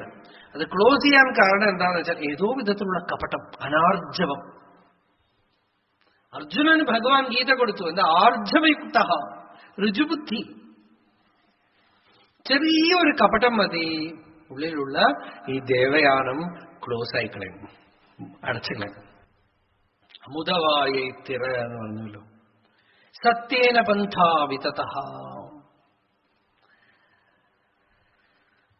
സത്യം വാക്കുകൊണ്ടുള്ള സത്യം മാത്രമല്ല, ഋജു ആർജവ ബുദ്ധി. കാപട്യമില്ല, സ്വാർത്ഥതയില്ല. അധ്യാത്മമായിട്ടുള്ള ജ്ഞാനത്തിലും സ്വാർത്ഥത വന്നാ പോയി. ചിലരൊക്കെ ഗീത ഉപനിഷത്തൊക്കെ പഠിക്കുന്നത് ഇത് പഠിച്ചിട്ട് അമേരിക്കയിൽ പോയി ഒരു 4 ലെക്ചർ കൊടുക്കണം. ചില സ്വാമിമാരടക്കം അവരുടെ പെരുമ എന്താന്ന് വെച്ചാൽ സ്റ്റേറ്റ്സിൽ പോയി ലെക്ചർ കൊടുത്തു, ലണ്ടനിൽ. ഇതിനാണോ ഈ ബ്രഹ്മവിദ്യ? സംസാരസ്യ അത്യന്ത ഉപരമലക്ഷണം ജ്ഞാനം എന്ന് പറഞ്ഞു ആചാര്യസ്വാമി, അല്ലേ? എന്നുവെച്ചാൽ പോണ്ടാണെന്നോ ചെയ്യണ്ടെന്നോ അല്ല, പക്ഷേ അത് കരുണ കൊണ്ട് ചെയ്താൽ വേണ്ടില്ല. അത് കാരുണ്യം കൊണ്ട് ചെയ്തു. കരുണാശക്തി ഇയാളെ ലോകം മുഴുവൻ കൊണ്ടുപോയാൽ ലോകം മുഴുവൻ ചെന്ന് കൊണ്ട് കൊടുക്കട്ടെ, എല്ലാരും കേൾക്കട്ടെ. ഈ ലോകത്തിലുള്ളവർ മാത്രോ? ആയേ ധാമാനി ദിവ്യാനി തസ്ഥു. ദേവലോകത്തിലുള്ളവരൊക്കെ കേൾക്കട്ടെ, എല്ലാവർക്കും വേണത്. ഇപ്പോ ആശ്രമത്തില് ആദ്യമായിട്ട് ഇംഗ്ലീഷിൽ ഒരു സീരീസ് ടോക്ക് ഉണ്ടായി. സാധാരണ ഇംഗ്ലീഷിൽ സംസാരിക്കാറേ ഇല്ല. അഥവാ സംസാരിച്ചാലും എപ്പോഴെങ്കിലും ഇംഗ്ലീഷുകാർ ആരും സായിപ്പന്മാരില്ലാത്ത സമയത്തേ വെക്കുള്ളൂ. അത് ഇപ്രാവശ്യം അവര് കുറെ പേര് പോയി ആശ്രമത്തിൽ പോയി പറഞ്ഞു. തമിഴിൽ പറയണത് എപ്പോഴോ കേട്ടിട്ട് പറഞ്ഞു, it is so depressing that everyone is overwhelmed and we cannot understand. ആ താപം ഉണ്ടല്ലോ, അതുള്ളവർക്ക് വേണ്ടിയിട്ട് അത് വെച്ചു. അപ്പോഴും പേടി എന്താന്ന് വെച്ചാൽ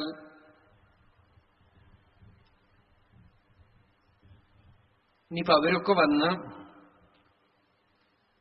ഒരു പുതിയൊരു സംസാരം ഉണ്ടാവാതിരിക്കണമല്ലോ. അതുകൊണ്ട് അതൊരുമാതിരി ഭഗവാൻ നടത്തിയത്. എല്ലാവരും കേൾക്കട്ടെ. ഇതുകൊണ്ട് വേറെ ഒരു ഉദ്ദേശവും ഉണ്ടാവാൻ പാടില്ല. യാതൊരു വേറെ ഒരു ലക്ഷ്യമില്ല. ഈ പറയണു കേൾക്കണു, ഈ ആനന്ദമാണ്. സപ്താഹത്തിൽ പറയണു കേൾക്കണു. അവാന്തര ഫലം എന്താ? ഉച്ചയ്ക്ക് ഊണ് കിട്ടണു, സാപ്പാട് കിട്ടണു, പ്രസാദം കിട്ടണു. ഇതൊക്കെ അവാന്തര ഫലം. ഇതൊക്കെ സൈഡാണ്. അതൊക്കെ ലോകത്തിൽ ജീവിക്കുമ്പോൾ പലതും വേണമല്ലോ. യാത്ര ചെയ്യണു. മുഖ്യമായ ഫലം ശ്രവണമാണ്. വക്താവും പൃച്ഛകനും ശ്രോതാവും ഭഗവത് അനുഭവനിഷ്ഠരായിട്ടിരുന്നാൽ സത്സംഗം സഫലമാവും. അപ്പൊ എന്താവും? അസംഗശസ്ത്രം ഉള്ളിലുണ്ടാവും.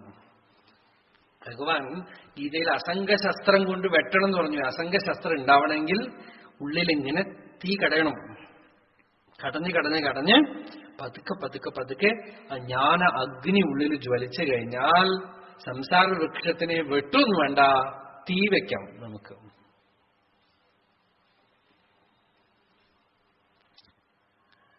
ജ്ഞാനാഗ്നി സർവകർമാണി ഭസ്മസാത് കുരുതേ. അതുകൊണ്ട് തുടർന്ന് നമ്മള് അടുത്ത അധ്യായമായ 16-ാമത്തെ അധ്യായത്തിലേക്ക് നാളെ പ്രവേശിക്കാം. ദൈവാസുര സമ്പദ് വിഭാഗയോഗം എന്നാണ് ഈ അധ്യായത്തിന് പേര്.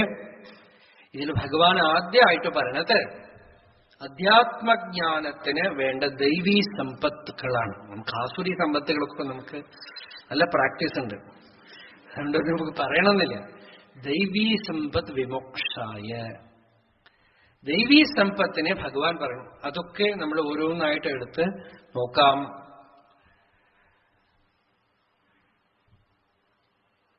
ആ സമ്പത്ത് എന്ന് വെച്ചാൽ ഇപ്പൊ നമ്മുടെ സമ്പത്ത് എന്ന് പറയുന്നതൊക്കെ ലോട്ടറി കിട്ടുന്നതൊക്കെയാണ്, ഷെയർ കിട്ടുന്നത്, ശമ്പളം കിട്ടുന്നതൊക്കെയാണ് സമ്പത്ത്. നമുക്ക് അധ്യാത്മവിദ്യയില് ആന്തരികമായ ചില ക്വാളിഫിക്കേഷൻ, ചില ആട്രിബ്യൂട്ട്സ്, അതൊക്കെ ചില ദൗർബല്യങ്ങളാണ്. നുണ പറയണത് എന്ന് വെച്ചാൽ ദൗർബല്യമാണ്, പേടിയാണ്. പേടി കൊണ്ടാണ് നുണ പറയണത്, അല്ലേ? എന്തുകൊണ്ട് സത്യം പറഞ്ഞില്ല? പേടി. എന്തുകൊണ്ട് ഒരു കള്ളത്തരം ചെയ്തു? പേടിയാണ്. ആഗ്രഹിക്കുന്നത് പോലും ഭയം കൊണ്ടാണ്. കാമം ഉണ്ടാവുന്നത് ഭയം കൊണ്ടാണ്. അസൂയ ഉണ്ടാവുന്നത് ഭയം കൊണ്ടാണ്. അഭയത്തിൽ പ്രതിഷ്ഠിതനായവൻ ഇതൊന്നും ഉണ്ടാവില്ല. അപ്പൊ ഈ ദോഷങ്ങളെ നിവർത്തിപ്പിക്കാൻ ഉള്ള ഒരു വഴി ആണ് അധ്യാത്മ സാധന, ഭക്തി സാധന, ഭാഗവത ധർമ്മം എന്ന് പറയുന്നത്.